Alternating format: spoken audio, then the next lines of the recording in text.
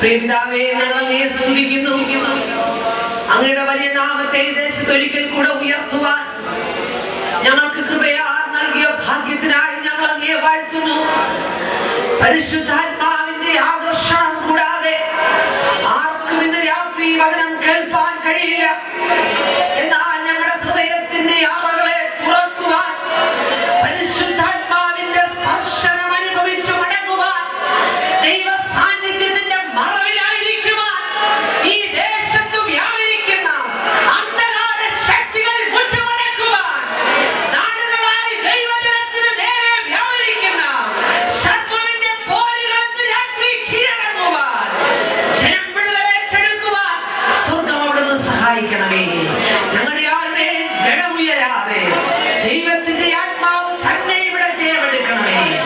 ഞങ്ങളുടെ പ്രാർത്ഥന കേട്ടതിനായി സ്തോത്രം. വചനത്തിന്റെ വാതിലുകൾ തുറക്കുന്നതിനായി സ്തോത്രം. യേശുവിന്റെ വിലയേറിയ നാമത്തിൽ തന്നെ ഇന്ന് രാത്രിയിൽ സന്തോഷത്തോടെ കടന്നു വന്ന ദൈവജനത്തിന് തങ്ങളുടെ കരങ്ങൾ ഉയർത്തി ദൈവത്തെ ഒന്ന് സ്തുതിക്കാം.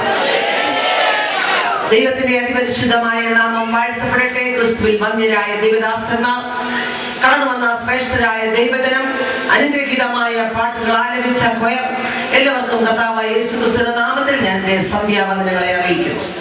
ഇന്ന് രാത്രിയിൽ സുവിശേഷ യോഗത്തിലേക്ക് എന്നെ ക്ഷണിച്ച കർത്താവിന്റെ ദാസൻ റോയ് പാസ്റ്റർ കുടുംബത്തെ ഓർത്ത് ദൈവത്തെ സ്തുതിക്കുന്നു. ഈ ദേശത്തെ കുറിച്ച് കർത്താവിന്റെ ദാസന്റെ ഹൃദയത്തിൽ ദൈവം നൽകിയ വലിയ ദർശനത്തിനായി ഞാൻ ദൈവത്തെ സ്തുതിക്കുന്നു. ഒരു മനുഷ്യൻ ദൈവത്തിന് ദർശനം ഏറ്റെടുത്താൽ മറ്റുള്ളവരുടെ മുൻപിൽ അവൻ ഘോഷനാണെന്നൊക്കെ തോന്നും. എന്നാൽ ദർശനത്തിന്റെ സമാപ്തി കാണുമ്പോൾ നമ്മളെ ലജ്ജിപ്പിച്ചവർ, പകച്ചവരൊക്കെ കണ്ട് ലജ്ജിക്കും. ഈ നാളുകളിൽ സുവിശേഷത്തിന്റെ ശബ്ദം ഈ കരയിൽ മുഴങ്ങുവാൻ സ്വർഗത്തിന് പ്രസാദമായതോർത്ത് ഞാൻ എന്റെ ദൈവത്തെ നന്ദിയോടെ സ്തുതിക്കുന്നു. ഇന്ന് രാത്രിയിൽ സന്തോഷമുള്ള ദൈവജനം തങ്ങളുടെ ഹൃദയത്തിനകത്ത് പ്രാർത്ഥനയോടെ ദൈവസന്നിധിയിലായിരിക്കണം ഞാൻ പ്രാരംഭത്തിൽ അപേക്ഷിക്കുന്നു. ഞാൻ വിശ്വസിക്കുന്ന കാര്യം പറയാം. മാനസാന്തരപ്പെട്ട 99 പേരെക്കാൾ ദൈവത്തിന് ഇഷ്ടം മാനസാന്തരപ്പെടാനിരിക്കുന്ന ഒരാളാണ്. നിങ്ങൾ എത്ര പേർ എന്നോട് ചേർന്ന് സ്തോത്രം പറയുമെന്ന് എനിക്കറിയില്ല.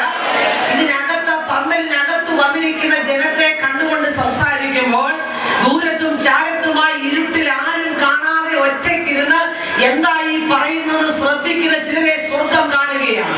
ഇത് രാത്രിയിൽ അങ്ങനെയുള്ളവരുടെ മേൽ വിടുതലിന്റെ കരം നീട്ടണമെങ്കിൽ ഇതിനകത്തിരിക്കുന്നവർ പ്രാർത്ഥിക്കണം. ചിലപ്പോൾ നിങ്ങൾക്ക് വേണ്ട ദൂതല്ലായിരിക്കാം, എന്നാൽ ഇത് ദൂരേക്ക് ചെല്ലുമ്പോൾ ഇത് സകല ബുദ്ധിയെയും കവിയുന്ന ദൈവ സമാധാനമായി ചില ഹൃദയങ്ങൾക്കകത്ത് വ്യാപരിക്കുമ്പോൾ ആത്മഹത്യയെന്ന് പോലും ജനം മടങ്ങി വരുന്നത് ഞങ്ങൾ കണ്ടിട്ടുണ്ട്.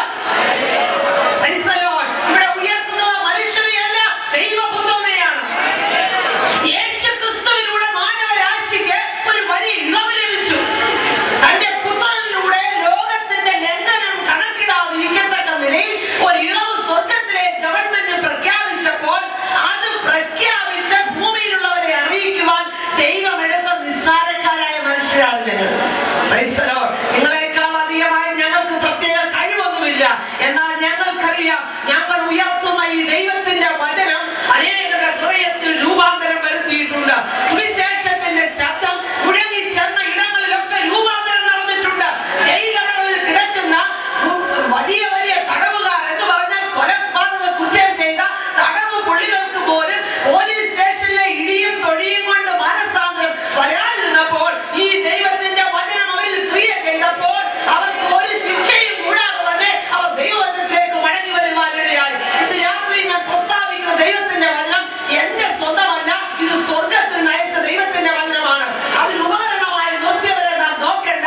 ദൈവത്തിന്റെ വചനം ഈ ദേശത്ത് എപ്രകാരം പ്രവർത്തിക്കണമെന്ന് അറിയാവുന്ന ഒരു സ്വർഗമാണ് നമ്മെ നിയന്ത്രിക്കുന്നത്. അതുകൊണ്ട് ഇന്ന് രാത്രി നാം ഒരുമിച്ച് കർത്താവിനെ, അവന്റെ ക്രൂശിനെ ഈ ദേശത്ത് ഉയർത്തുക. എത്ര പേർ എന്നോട് ചേർന്ന് ദൈവത്തെ സ്തുതിക്കും? ദൈവത്തിന്റെ പരിശുദ്ധാത്മാവ് നമ്മെ നിയന്ത്രിക്കട്ടെ. രാത്രിയിൽ ഈ ദേശത്ത് ദൈവം സ്നേഹിക്കുന്ന ചിലരുണ്ട്. നാം കാണാത്ത, നമ്മുടെ ലിസ്റ്റിൽ പെടാത്ത, നാം ഒരിക്കലും സഭായോഗത്തിന് വരികയില്ലെന്ന് പ്രതീക്ഷിച്ച ചിലരെ ഇതിനകത്ത് കൊണ്ടുവരുവാൻ സ്വർഗം ഒരുക്കിയ പ്ലാനാണ് ഈ സുവിശേഷ യോഗമെന്ന് ജനം അറിയാൻ പോകുകയാണ്. ആത്മഹത്യക്ക് വേണ്ടി കഴിഞ്ഞ ദിനങ്ങളിലൊക്കെ ചിലർ കടന്നുപോയിട്ട് അവരെ മടക്കി വെച്ച ദൈവസ്നേഹത്തെ കാണുവാൻ കഴിഞ്ഞു. ഒരു കുപ്പി വിഷത്തിനകത്തും ഒരു പാത്രം ഐസ്ക്രീമിനകത്തും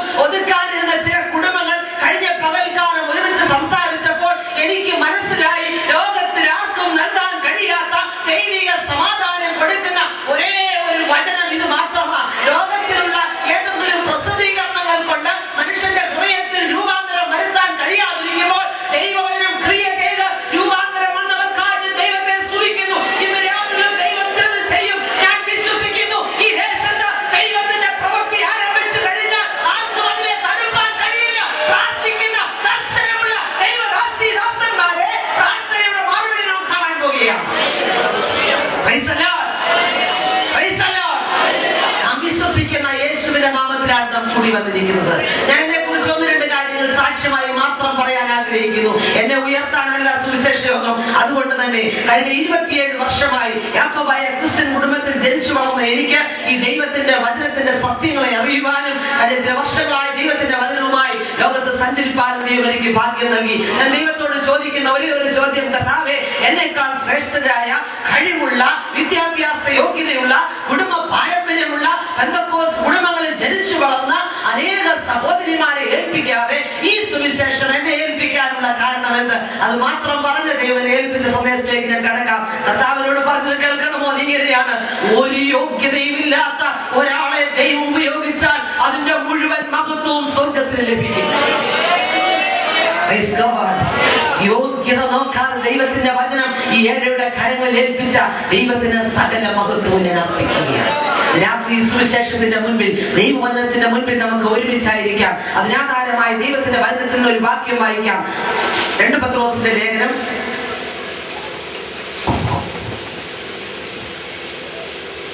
1-ാം അധ്യായം 20-21 വാക്യങ്ങൾ.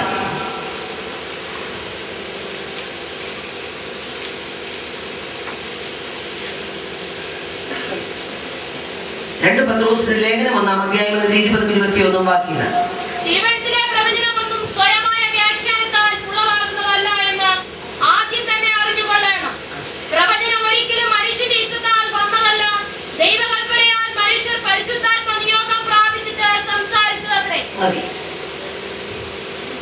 വേദപുസ്തകത്തിൽ നോക്കുമ്പോൾ അനേക അറിവുകളെ കുറിച്ച് നാം കാണാറുണ്ട്. ഒരുപാട് പഠിച്ചത് കൊണ്ട് അറിവ് പ്രാപിക്കണമെന്നില്ല. എന്നാൽ അറിവുള്ള എല്ലാവർക്കും ഈ വചനത്തിന്റെ വിടുതൽ ഏറ്റെടുക്കണമെന്നുമില്ല. അറിവുകൾ നല്ലതാണ്, പഠിക്കുന്നത് നല്ലതാണ്. എന്നാൽ മഹാപുരോഹിതന്മാരും ശാസ്ത്രിമാരും ഒക്കെ യേശുവിന്റെ അറിവിനെ കുറ്റപ്പെടുത്താൻ തുടങ്ങി, അവർ ചോദ്യം ചെയ്യാൻ തുടങ്ങി. എന്നാൽ രാത്രി ഞാൻ പരിശുദ്ധാത്മാവിൽ പറയട്ടെ, ചില വർഷങ്ങളായി മതത്തിന്റെ ന്യായപ്രമാണത്തിന്റെ കീഴിൽ ഇരുന്നു കൊണ്ട് മനുഷ്യന്റെ മുൻപിൽ വെളിപ്പെടാൻ കഴിയാത്ത രോഗവുമായി ഇരുന്ന സ്ത്രീക്ക് അറിവല്ല വിഷയമായത്, അവരുടെ ഹൃദയത്തിൽ വിടുതലായിരുന്നു ആവശ്യം. അതുകൊണ്ട് അവൾക്ക് ലഭിച്ചത് കുറ്റപ്പെടുത്തുന്ന ഒരു കാര്യമല്ല, അവരുടെ ജീവിതത്തിൽ വിടുതൽ അവിടെ നടന്നു. ഇന്ന് രാത്രിയിൽ വിശ്വസിക്കുന്നവർക്ക് ദൈവം വിടുതലായിരിക്കും, കുറ്റപ്പെടുത്തുന്നവർക്ക് ഒന്നും ലഭിക്കാതെ മടങ്ങുകയും ചെയ്യും. രാത്രി അറിവുകളെ കുറിച്ച് ദൈവത്തിന്റെ വചനത്തിലുള്ള ചില അറിവുകൾ നിങ്ങളുമായി അല്പസമയം പങ്കുവയ്ക്കുവാൻ ഞാൻ ആഗ്രഹിക്കുന്നു. തിരുവെഴുത്തിലെ പ്രവചനങ്ങളൊന്നും സ്വയമായ വ്യാഖ്യാനത്താൽ ഉളവായതല്ല എന്ന് നാം ആദ്യം തന്നെ അറിഞ്ഞുകൊള്ളണം. ദൈവവചനത്തിന് മറ്റു പലരും വില കൽപ്പിക്കാതിരിക്കുമ്പോൾ നാം എന്തുകൊണ്ടാണ് ഈ വില കൽപ്പിക്കുന്നത്? ലോകത്തിൽ അനേക പുസ്തകങ്ങൾ എഴുതിയിട്ടുണ്ട്. എന്നാൽ അതിനേക്കാൾ വ്യത്യസ്തമായി വേദപുസ്തകത്തിന്റെ പ്രത്യേകത എന്താണ്? 1600-ലധികം വർഷങ്ങൾ കൊണ്ട് 40-ലധികം ഗ്രന്ഥകാരന്മാരാൽ 66 പുസ്തകങ്ങൾ എഴുതി കൂട്ടിച്ചേർത്തതാണ് ഈ ദൈവത്തിന്റെ വചനം. പഴയ നിയമമെന്നും പുതിയ നിയമമെന്നും ഒക്കെ വേർതിരിച്ചിരിക്കുന്ന ഈ ദൈവത്തിന്റെ വചനത്തിനകത്ത് ഏറ്റവും കൂടുതൽ വെളിപ്പെടുന്നത് ദൈവപുത്രനായ യേശു ക്രിസ്തുവാണ്. പാപത്തെക്കുറിച്ചും മനുഷ്യന്റെ ന്യായവിധിയെക്കുറിച്ചും സവിസ്തരം പ്രസ്താവിക്കുന്ന ഈ വേദപുസ്തക സത്യങ്ങൾ നൂറ്റാണ്ടുകളായി ഇതിനെ നശിപ്പിക്കുവാൻ നോക്കുന്നവരുടെ മുൻപിൽ നിന്നും തല ഉയർത്തി നിൽക്കുകയാണ്. ഇതിനെ നശിപ്പിക്കണമെന്നുള്ള ആഗ്രഹത്തിൽ ഇറങ്ങി തിരിച്ച് അനേകരെ ചരിത്രത്തിൽ കാണാം. വോൾട്ടയർ എന്ന് പറയുന്ന നിരീശ്വരവാദി പറഞ്ഞു, ഈ പുസ്തകം 100 വർഷം കഴിഞ്ഞാൽ ലോകത്തിൽ കാണുകയില്ല, ഇതിനെ മുഴുവനായി നീക്കം ചെയ്യുമെന്ന് പറഞ്ഞ ആ മനുഷ്യന്റെ വീട് ഇന്ന് ജനീവ ബൈബിൾ സൊസൈറ്റി ഏറ്റെടുത്ത് ബൈബിൾ അടുക്കി വെച്ചിരിക്കുകയാണ്. ആരൊക്കെ ഇതിനെതിരെ സംസാരിച്ചു അവരെ ഇതിനകത്തേക്ക് കൊണ്ടുവരുന്നതാണ് ദൈവത്തിന്റെ വചനം. നമുക്ക് എന്തുകൊണ്ടാണ് ഈ ദൈവത്തിന്റെ വചനം പ്രയോജനമായത്? ഞാൻ ഇന്ന് രാത്രിയിൽ പറയാം. ലോകത്തിൽ ആർക്കും നൽകാൻ കഴിയാത്ത ദൈവിക സമാധാനം പ്രതിസന്ധിയുടെ നടുവിൽ നമുക്ക് ലഭിച്ചപ്പോൾ നമുക്ക് മനസ്സിലായി, ലോകത്തിൽ ആരും സംസാരിക്കാത്ത നിലയിൽ സംസാരിച്ച ഒരാൾ യേശുക്രിസ്തു മാത്രമാണ്. അങ്ങനെയാണെങ്കിൽ ആ വചനത്തിൽ രൂപാന്തരം വരുത്താൻ കഴിയില്ലേ? കഴിയും. അത് വിശ്വസിക്കുന്ന നാമാണ് ലോകത്തിൽ ഏറ്റവും വലിയ ഭാഗ്യമുള്ളവർ. ബിലി ഗ്രഹാം എന്ന് പറയുന്ന ദൈവമനുഷ്യൻ അനേക വർഷങ്ങൾ സുവിശേഷത്തിന്റെ മർമ്മം വെളിപ്പെടുത്തുവാനുള്ളത്. ഏറ്റവും അവസാനമായി അദ്ദേഹത്തിന് ഒരു റിട്ടയർമെന്റിന്റെ സമയം ആവശ്യമെന്ന് തോന്നിയപ്പോൾ അദ്ദേഹം പൊതുജീവിതത്തിന് പുറകോട്ട് വരുമ്പോൾ അതിന് ഏറ്റവും അവസാനം ഒരു മീറ്റിംഗ് നടത്തി. ആ മീറ്റിംഗിനകത്ത് അദ്ദേഹം പറഞ്ഞു, ഞാൻ ഇന്നുകൊണ്ട് സുവിശേഷ പ്രസംഗം ഇവിടെ നിർത്തുകയാണ്, എന്നാൽ കർത്താവിനെ വിടുകയല്ല. അദ്ദേഹം പറഞ്ഞ ഒരു ഉദാഹരണം ഇങ്ങനെയായിരുന്നു, എനിക്ക് ഒരു ഉറപ്പുണ്ടെന്ന് ഞാൻ നിങ്ങളോട് പറയാമെന്ന് പറഞ്ഞു. ആൽബർട്ട് ഐൻസ്റ്റീൻ എന്ന് പറയുന്ന ഒരു മനുഷ്യൻ ട്രെയിനിൽ മണിക്കൂറുകൾ യാത്ര ചെയ്യാൻ കയറി. അദ്ദേഹം ഒരു ടിക്കറ്റും എടുത്തുകൊണ്ട് യാത്ര ചെയ്യാൻ കയറിയപ്പോൾ അദ്ദേഹത്തിന്റെ കയ്യിലിരുന്ന ടിക്കറ്റ് പരിശോധിക്കുന്ന ടിക്കറ്റ് എക്സാമിനർ വന്നു. അദ്ദേഹം വന്നിട്ട് ചോദിച്ചു, നിങ്ങൾ എവിടേക്കാ പോകുന്ന ടിക്കറ്റ് ഒന്ന് കാണിക്കാൻ പറഞ്ഞു. ഈ മനുഷ്യൻ പെട്ടെന്ന് തന്റെ ബാഗിലും പേഴ്സിലും എല്ലാം ടിക്കറ്റ് തപ്പിയിട്ട് ടിക്കറ്റ് കിട്ടിയില്ല. അദ്ദേഹം സൂക്ഷിച്ചു നോക്കിയപ്പോൾ ടിക്കറ്റ് എക്സാമിനൊന്ന് മനസ്സിലായി ഇത് ആൽബർട്ട് ഐൻസ്റ്റീൻ ആണ്. അദ്ദേഹത്തിന്റെ ചെവിയിൽ പറഞ്ഞു, ഈ ടിക്കറ്റ് എനിക്ക് കാണണ്ട, നിങ്ങൾ ആരാണെന്ന് എനിക്ക് മനസ്സിലായത് കൊണ്ട് നിങ്ങൾ ധൈര്യമായിട്ടിരുന്നോളാൻ പറഞ്ഞു. ഈ ടിക്കറ്റ് നോക്കുന്നയാള് മറ്റുള്ള കമ്പാർട്ട്മെന്റിലൊക്കെ പോയിട്ട് മടങ്ങി വന്നപ്പോഴും ഈ ആൽബർട്ട് ഐൻസ്റ്റീൻ ധൃതി പിടിച്ച് ടിക്കറ്റ് തപ്പുകയാണ്. അപ്പോൾ വീണ്ടും വന്ന് ശാന്തമായി പറഞ്ഞു, ഇനി ടിക്കറ്റ് തപ്പണ്ട, എനിക്ക് ആളെ മനസ്സിലായല്ലോ, അതുകൊണ്ട് സാരമില്ലെന്ന് പറഞ്ഞു. അപ്പോൾ ഈ ഐൻസ്റ്റീൻ പറയുക, നിങ്ങൾക്ക് എന്നെ ആൾ മനസ്സിലായത് കൊണ്ട് നിങ്ങൾക്ക് ടിക്കറ്റ് വേണ്ട, എന്നാൽ എനിക്ക് ഇറങ്ങേണ്ട സ്ഥലം എവിടെയാണെന്ന് അറിയില്ല, അതുകൊണ്ടാണ് ഞാൻ ടിക്കറ്റ് തപ്പുന്നത്. ഇത് പറഞ്ഞിട്ട് ബില്ലി ഗ്രഹാം എന്ന് പറയുന്ന ദൈവമനുഷ്യൻ പറഞ്ഞു, ആൽബർട്ട് ഐൻസ്റ്റീന് എവിടെയാണ് ഇറങ്ങേണ്ടതെന്ന് അറിയില്ല, പക്ഷെ എനിക്കറിയാം ഞാൻ എങ്ങോട്ടാണ് പോകുന്നത്.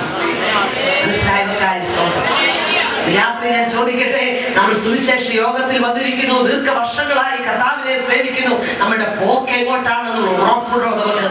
ആ പോകാതിരിക്കുന്ന ഒരു രാജ്യത്തെ കുറിച്ച് അഥവാ നിത്യതയെ കുറിച്ചുള്ള ഒരു ബോധ്യം നമ്മുടെ ഹൃദയത്തിൽ വന്നിട്ട് ലോകത്തിൽ ഒന്നും വിലയേറിയതല്ലെന്ന് ചിന്തിക്കാൻ കഴിയുന്നുണ്ടെങ്കിൽ നാം ആണ് ഏറ്റവും അധികം ദൈവവചനത്തെ സ്നേഹിക്കുന്നവരെന്ന് മറന്നു പോകരുത്.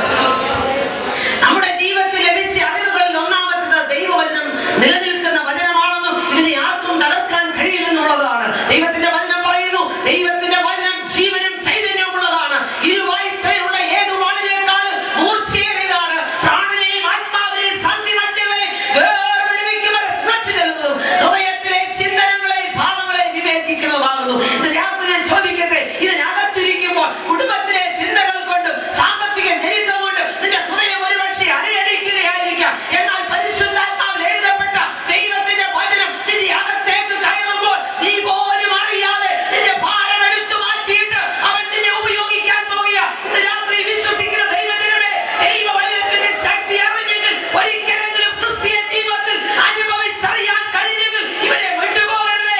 ഒരിക്കലും ഇവന്റെ ശക്തിയെ ത്യജിക്കുന്നതൊന്നും നമ്മുടെ ജീവിതത്തിൽ ഉണ്ടാകരുത്. ദൈവത്തിന്റെ വചനം അതിന്റെ പൂർണ്ണ ശക്തിയോടെ വെളിപ്പെട്ടുകൊണ്ടിരിക്കുകയാണ്.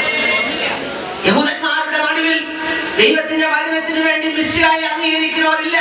മിശിഹ വരാനിരിക്കുന്നതിനുള്ള യേശു ക്രിസ്തുവിനെ അവർ അംഗീകരിച്ചിട്ടില്ല. എന്നാൽ അതിന് നടുവിൽ അംഗീകരിച്ചൊരു മനുഷ്യനായിരുന്നു റിച്ചാർഡ് കുംബ്രാണ്ടും സബീന കുംബ്രാണ്ടും. ദീർഘവർഷങ്ങൾ റുമേനിയയുടെ ഭരണകൂടത്തിന്റെ ആ ശക്തമായ നിയമങ്ങളുടെ കീഴിൽ ആ മനുഷ്യർ ജയിലിൽ കിടന്നു, സുവിശേഷ നിമിത്തം, ദൈവവചന നിമിത്തം. എന്നാൽ 14 വർഷം ജയിലിൽ കിടന്ന ഈ മനുഷ്യരെ പുറത്തു കൊണ്ടുവരുവാൻ വലിയ ജാമ്യത്തുകയൊക്കെ കെട്ടിവെക്കേണ്ടി വന്നു. എന്നാൽ അവരെ പുറത്തിറക്കിയതിനു ശേഷം അവരെ തുറുങ്കിൽ അടച്ച ഭരണാധികാരിയെ ലോകം മുഴുവൻ എറിഞ്ഞുകൊന്നു, ആ നാട്ടുകാർ മുഴുവൻ എറിഞ്ഞുകൊന്നു. എന്നാൽ ഞാൻ പറയട്ടെ, ഈ വചനത്തിനെതിരെ സംസാരിച്ച, ഈ വചനത്തിനെതിരെ ജയിലിലിട്ട ആ ജയില് ഇന്ന് വേദപുസ്തകം അടുക്കി വെക്കുന്ന ഒരു സ്ഥാപനമായി ബൈബിൾ സാഹിത്യശാലയാക്കി മാറ്റി. ദൈവത്തിന് ഒരു കാര്യവും അസാധ്യമല്ല. ഏത് വ്യക്തി ഇതിനെതിരെ സംസാരിച്ചോ ആ വ്യക്തി വചനത്തിന്റെ മുമ്പിൽ മുട്ടുകുത്തിക്കും. ഏത് ദേശം ഇതിനെതിരെ എഴുന്നേറ്റോ ആ ദേശത്ത് ദൈവത്തിന്റെ പ്രവൃത്തി ആരംഭിക്കും. എവിടെയെല്ലാം സുവിശേഷത്തിനെതിരെ ശബ്ദം ഉയർത്തിയിട്ടുണ്ടോ ആ നാടുകളെല്ലാം ഈ നാടുകൾ ദൈവത്തിന്റെ മുമ്പിൽ മുട്ടുമടക്കാൻ പോകുക. വിശ്വാസമുണ്ടോ നമ്മിൽ വ്യാപരിക്കുന്ന ദൈവത്തിന്റെ വചനം? ഇത് സാധാരണ വചനമല്ല, ഹൃദയത്തിനകത്ത് തുളഞ്ഞു ചെന്ന് ജീവിതങ്ങൾക്ക് രൂപാന്തരപ്പെടുത്തുന്ന ദൈവത്തിന്റെ വചനമാണ്. അതുകൊണ്ടാണ് ഏത് സ്ഥലത്തും ഗ്യാരണ്ടിയോടെ ഈ സുവിശേഷം വിളിച്ചു പറയുന്നത്. ലോകത്തിലുള്ള മനുഷ്യന് ഗ്യാരണ്ടിയില്ല, ലഭിക്കുന്ന ഫ്രിഡ്ജിനും വാഷിംഗ് മെഷീനും ഉള്ള ഗ്യാരണ്ടി പോലെ നമുക്കില്ലാതിരിക്കുമ്പോൾ 100% ഗ്യാരണ്ടിയോടെ വിളിച്ചു പറയാൻ പറ്റിയ ദൈവത്തിലാരും ദൈവത്തെ സ്തുതിക്കും. സാധാരണ ഒരു മനുഷ്യന്റെ വാക്കുകളല്ല, ദൈവാത്മാവിൽ നിയോഗം പ്രാപിച്ചവർ എഴുതിയ ദൈവത്തിന്റെ വചനമാണെന്നുള്ളതാണ്. രണ്ടാമത്തെ അറിവ് ഞാൻ പറഞ്ഞു പോകട്ടെ, സമയത്തിന്റെ കുറവ് കാരണം. യോഹന്നാന്റെ സുവിശേഷം 9-ാം അധ്യായത്തിൽ ഒരു കുരുടനായ മനുഷ്യനെ നാം കാണുന്നു. അവർ പല കാര്യങ്ങളും ഒളിച്ചു വെച്ചു. എന്നാൽ അവസാനം ഈ കുരുടനായി സൗഖ്യം പ്രാപിച്ച, കാഴ്ച ലഭിച്ച മനുഷ്യനെ വിളിച്ചിട്ട് ചോദിച്ചു, നിനക്കെന്തെങ്കിലും പറയാനുണ്ടോ? അവൻ പറയുന്ന ഒരു കാര്യം ഇതാ, എനിക്കൊരു കാര്യം അറിയാം, ഞാൻ കുരുടനായിരുന്നു. എനിക്കൊന്നറിയാം, ഞാൻ കുരുടനായിരുന്നു, എന്നാൽ ഇപ്പോൾ എനിക്ക് കാഴ്ച ലഭിച്ചിരിക്കുന്നു. ഞാൻ പരിശുദ്ധാത്മാവിൽ പറയട്ടെ, ദൈവപ്രതിമയായ ക്രിസ്തുവിന്റെ തേജസ്സുള്ള സുവിശേഷത്തിന്റെ പ്രകാശനം ശോഭയിലേക്ക് കടന്നു വന്ന ദൈവപുത്രനായ യേശു ക്രിസ്തുവിനെ അടുത്തറിയുന്ന ദൈവത്തിന്റെ പൈതലെ, ഞാൻ നിന്നോട് ചോദിക്കട്ടെ,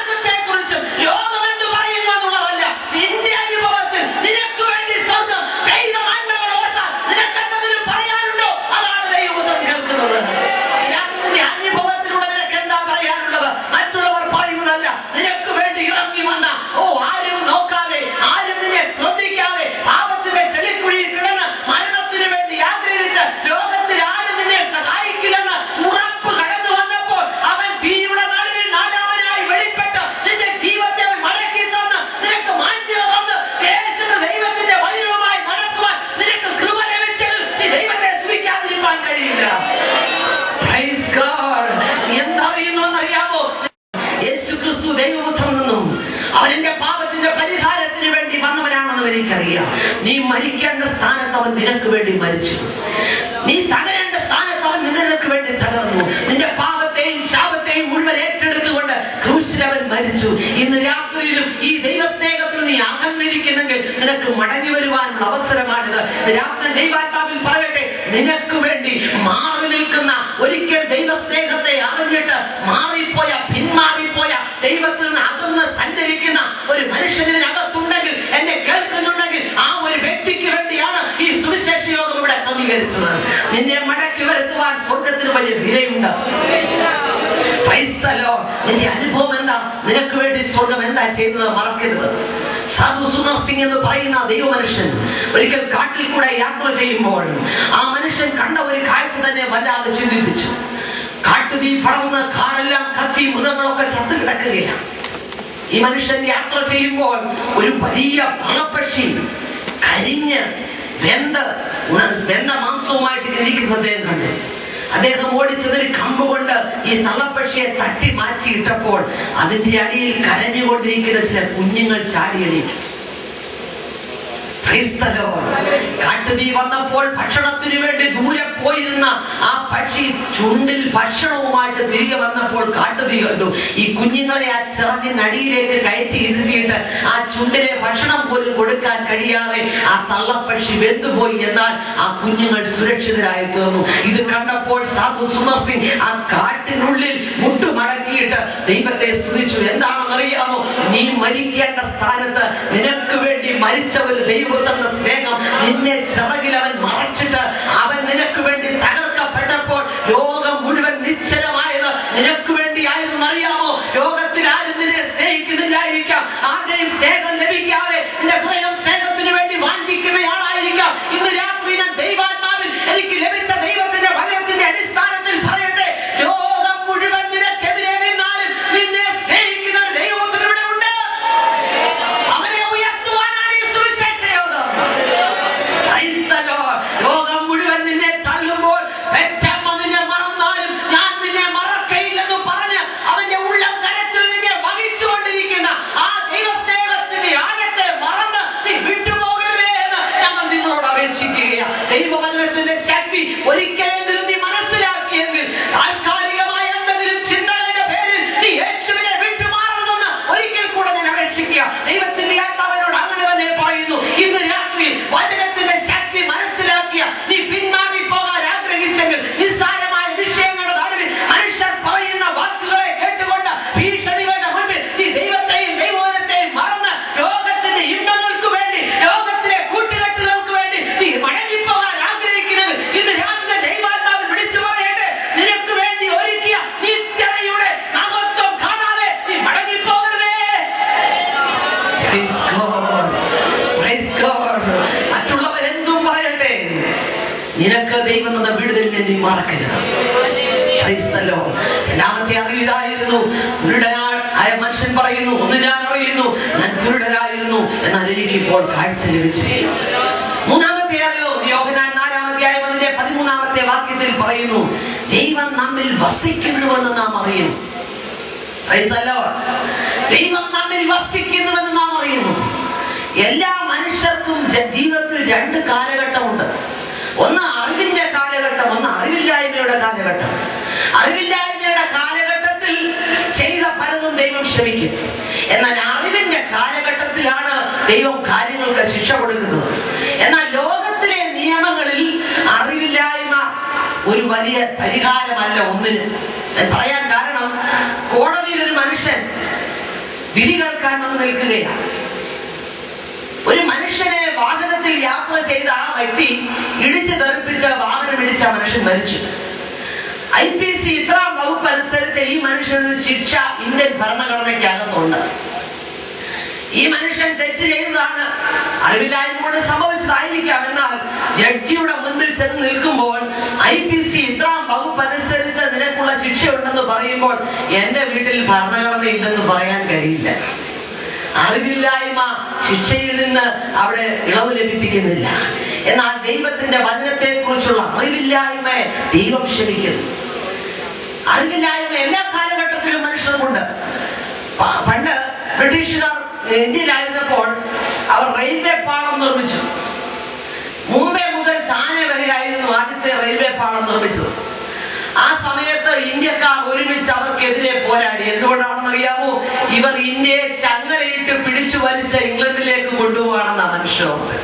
എന്നാൽ ഇന്ന് ഏറ്റവും കൂടുതൽ ജനത്തിന് ഇഷ്ടമുള്ളത് ട്രെയിൻ യാത്രയാണ്. അറിവില്ലായ്മ കൊണ്ട് സംഭവിച്ചതാണ്. ചില്ലറ പൈസ നോട്ടാക്കിയപ്പോൾ ജനം എതിർത്തു. വെള്ളത്തിനകത്തുനിന്ന് ഇലക്ട്രിസിറ്റി ഉത്പാദിപ്പിക്കാൻ തുടങ്ങിയപ്പോൾ ഞങ്ങൾക്ക് ഈ വെള്ളത്തിന്റെ ഈ എച്ചിന് വേണ്ടെന്ന് പറഞ്ഞവരുണ്ട്. ഇതൊക്കെ അറിവില്ലായ്മ കൊണ്ട് സംഭവിച്ചതാണ്. എന്നാൽ അറിവില്ലായ്മയെ ദൈവം ഗണ്യമാക്കുന്നില്ല. വേദപുസ്തകത്തിലൂടെ ഒരു അറിവ് നിനക്ക് തരാൻ ആഗ്രഹിക്കുക. ലോകത്തിൽ ഒരു മതങ്ങളിലും അകത്തു വസിക്കുന്ന ദൈവത്തെ കുറിച്ച് പറയുന്നില്ല. എല്ലാ ദൈവങ്ങളുടെയും അടുക്കലേക്ക് നാം ചെന്നവയെ ആരാധിക്കുക. അപ്പോൾ നാം അവയെ അറിയുന്നുണ്ടെന്നുള്ളതല്ലാതെ അവ നമ്മെ അറിയുന്നതായി കാണുന്നില്ല. എന്നാൽ വേദപുസ്തകം പറയുന്നു, നീ അറിയുന്നതിനേക്കാൾ മുൻപേ നിന്നെ അറിഞ്ഞ ഒരു ദൈവം. നീ അറിയാതിരുന്നപ്പോൾ പോലും നിന്റെ അമ്മയുടെ ഉദരത്തിൽ നീ ഉരുവാകുന്നതിന് മുൻപ്, ലോകത്തിൽ ഒരു കണ്ണം നിന്നെ കാണുന്നതിന് മുൻപ്, നീ ആണോ പെണ്ണോ എന്ന് തിരിച്ചറിയുന്നതിന് മുൻപ്, ഒരു പിണ്ടകാരമായിരുന്നപ്പോൾ ലോക സ്ഥാപനത്തിന് മുൻപേ നിന്നെ കണ്ട കണ്ണുകളുടെ ഉണ്ട്. ആ കണ്ണുകൾ ഇന്നും നിന്നെയും എന്നെയും പിന്തുടർന്നുകൊണ്ടിരിക്കുകയാണ്. ആ ദൈവം നമ്മെ അറിഞ്ഞുവെന്നുള്ളത് നിസ്സാര കാര്യമാണോ? ഇന്ത്യയുടെ പ്രസിഡന്റ് ഇവിടെ വന്നിട്ട് എന്റെ പേരെടുത്ത് പറയാമെന്ന് എനിക്ക് അതിനേക്കാൾ സന്തോഷം പറ്റുന്നുമില്ല. അങ്ങനെയാണെങ്കിൽ ഒരു രാജ്യത്തിന്റെ പ്രസിഡന്റ് എന്റെ പേര് പറയുന്നതിനേക്കാൾ സകല അഖിലാണ്ട കടാഹങ്ങളെയും വാക്കുകൊണ്ട് നിർമ്മിച്ചവൻ, സമുദ്രത്തിലെ വെള്ളത്തെ കൂമ്പാരമായി കൂട്ടുന്നവൻ, ആഴിയെ പണ്ടാര ഗ്രഹങ്ങളിൽ സംഗ്രഹിക്കുന്നവൻ, ഭൂമിയിലെ പൊടിയെ നാഴിയിൽ കൊള്ളിക്കുന്നവൻ നിന്നെ അറിഞ്ഞുവെന്ന് പറയുന്നത് നിനക്ക് മാന്യതയല്ലേ? അങ്ങനെയാണെങ്കിൽ ഈ വേദപുസ്തകം ഉയർത്തിക്കൊണ്ട് ഈ ദേശം മുഴുവൻ യേശുവിന്റെ സാക്ഷിയാകാൻ നീ മടിക്കുന്നതെന്തിനാ? നിന്നെ അറിയുന്ന, നിന്റെ വേദന അറിയുന്ന, നിന്റെ ഭാരം അറിയുന്ന, നിന്റെ നെടുവീർപ്പിന്റെ അർത്ഥം പോലും മനസ്സിലാക്കുന്ന, ബന്ധന്മാരുടെ ദീർഘശ്വാസം പോലും അറിയുന്ന ദൈവത്തെ നിനക്കറിയാൻ കഴിഞ്ഞതിൽ അതിൽ പരഭാഗ്യമില്ല. ഇന്ന് രാത്രി സന്തോഷമുള്ള ദൈവം ഞങ്ങളുടെ കരങ്ങൾ ഉയർന്ന് ദൈവത്തെ സ്തുതിക്കാൻ. ദൈവത്തിന്റെ വചനം പറയുന്നു, ലോകവും അതിലുള്ളതൊക്കെയും ഉണ്ടാക്കിയ ദൈവം സ്വർഗത്തിനും ഭൂമിക്കും നാഥനാകൊണ്ട് കൈപ്പണിയായ ക്ഷേത്രങ്ങളിൽ അവൻ വാസം ചെയ്യുന്നില്ല. ലോകത്തെയും അതിലുള്ള സകലത്തെയും വാക്കുകൊണ്ട് നിർമ്മിച്ചവനെ ഒരു ക്ഷേത്രത്തിനകത്ത് ഉൾക്കൊള്ളാൻ കഴിയില്ലെന്ന് അപ്പോസ്തലനായ പൗലോസ് തന്റെ വിദ്യയുടെ ബൗദ്ധത്തിൽ പോലും മനസ്സിലാക്കി. ശലോമോൻ ഏറ്റവും മനോഹരമായ ആലയം പണിതിട്ട് അദ്ദേഹം പറയുക, അയ്യോ, ഞാൻ പണിത ഈ ആലയം ദൈവത്തിന്റെ മുൻപിലൊന്നുമല്ല, സ്വർഗത്തിലും സ്വർഗാദി സ്വർഗത്തിലും അടങ്ങാത്ത ഈ ദൈവത്തെ ഇതിനകത്ത് ഒതുക്കാൻ എനിക്ക് കഴിയില്ല. ഇന്ന് നാം ഒതുക്കുന്ന ഒരു ദൈവത്തെ ആഗ്രഹിക്കുക. ചെറിയൊരു വിഗ്രഹത്തിനകത്ത് ഒതുക്കി പോക്കറ്റിലിട്ട് ഇടയ്ക്കിടയ്ക്ക് നോക്കി പ്രാർത്ഥിക്കുന്ന ഒരു ദൈവമല്ലിത്. ഈ ദൈവത്തെ അങ്ങനെ വില കൊടുത്ത് വാങ്ങാനും കഴിയില്ല. ഇന്ന് രാത്രിയിൽ പരിശുദ്ധാത്മാവ് വിളിച്ചു പറയുന്ന കാര്യം പറയാം. കാട്ടിലെ ആയിരം മൃഗങ്ങളും പർവ്വതങ്ങളിലെ സകല പക്ഷികളും എനിക്കുള്ളത്. എനിക്ക് വിശന്നാലും ഇതിനോട് ചോദിക്കുകയില്ല. ഓരോന്നും അതിന്റെ നിറവും എന്റേതത്രേ. വിശന്നാൽ കൊടുത്ത് തൃപ്തിപ്പെടുത്താവുന്ന ഒരു ദൈവമല്ല ഈ ദൈവം. എന്നാൽ അവൻ ആഗ്രഹിക്കുന്ന ഒരു കാര്യം പറയാം, അവൻ നിന്നിൽ വസിക്കാൻ ആഗ്രഹിക്കുക. അങ്ങനെയാണെങ്കിൽ അനുഭവം പ്രാപിച്ച ദൈവമക്കളെ നമുക്ക് ദൈവത്തെ ഒന്ന് സ്തുതിക്കാമോ? എത്ര വർഷങ്ങളായി ഈ പരിശുദ്ധാത്മാവിന്റെ സാന്നിധ്യം അനുഭവിച്ച് അവൻ നമ്മിൽ വസിക്കുന്നു എന്നുള്ളതാണ് നമ്മുടെ ജീവിതത്തിലെ ഏറ്റവും വലിയ കാര്യം. ലോകത്തിൽ അനേക മനുഷ്യർക്ക് ഒരു ദൈവത്തെ അടുത്തറിഞ്ഞ് തങ്ങളെ സ്നേഹിക്കുന്ന ഒരു ദൈവത്തെ അറിയാൻ കഴിയാതിരിക്കുമ്പോൾ നിന്നെ അറിയുന്ന ഒരു ദൈവത്തെ നിനക്കറിയാൻ കഴിഞ്ഞെങ്കിൽ അതിനേക്കാൾ ഭാഗ്യം മറ്റൊന്നുമില്ല. അതുകൊണ്ടാണ് പൗലോസ് പറയുന്നത്, ലോകവും അതിലുള്ളതൊക്കെയും ഉണ്ടാക്കിയ ദൈവം സ്വർഗത്തിനും ഭൂമിക്കും നാഥനാകൊണ്ട് കൈപ്പണിയായ ക്ഷേത്രങ്ങളിൽ വാസം ചെയ്യുന്നില്ല.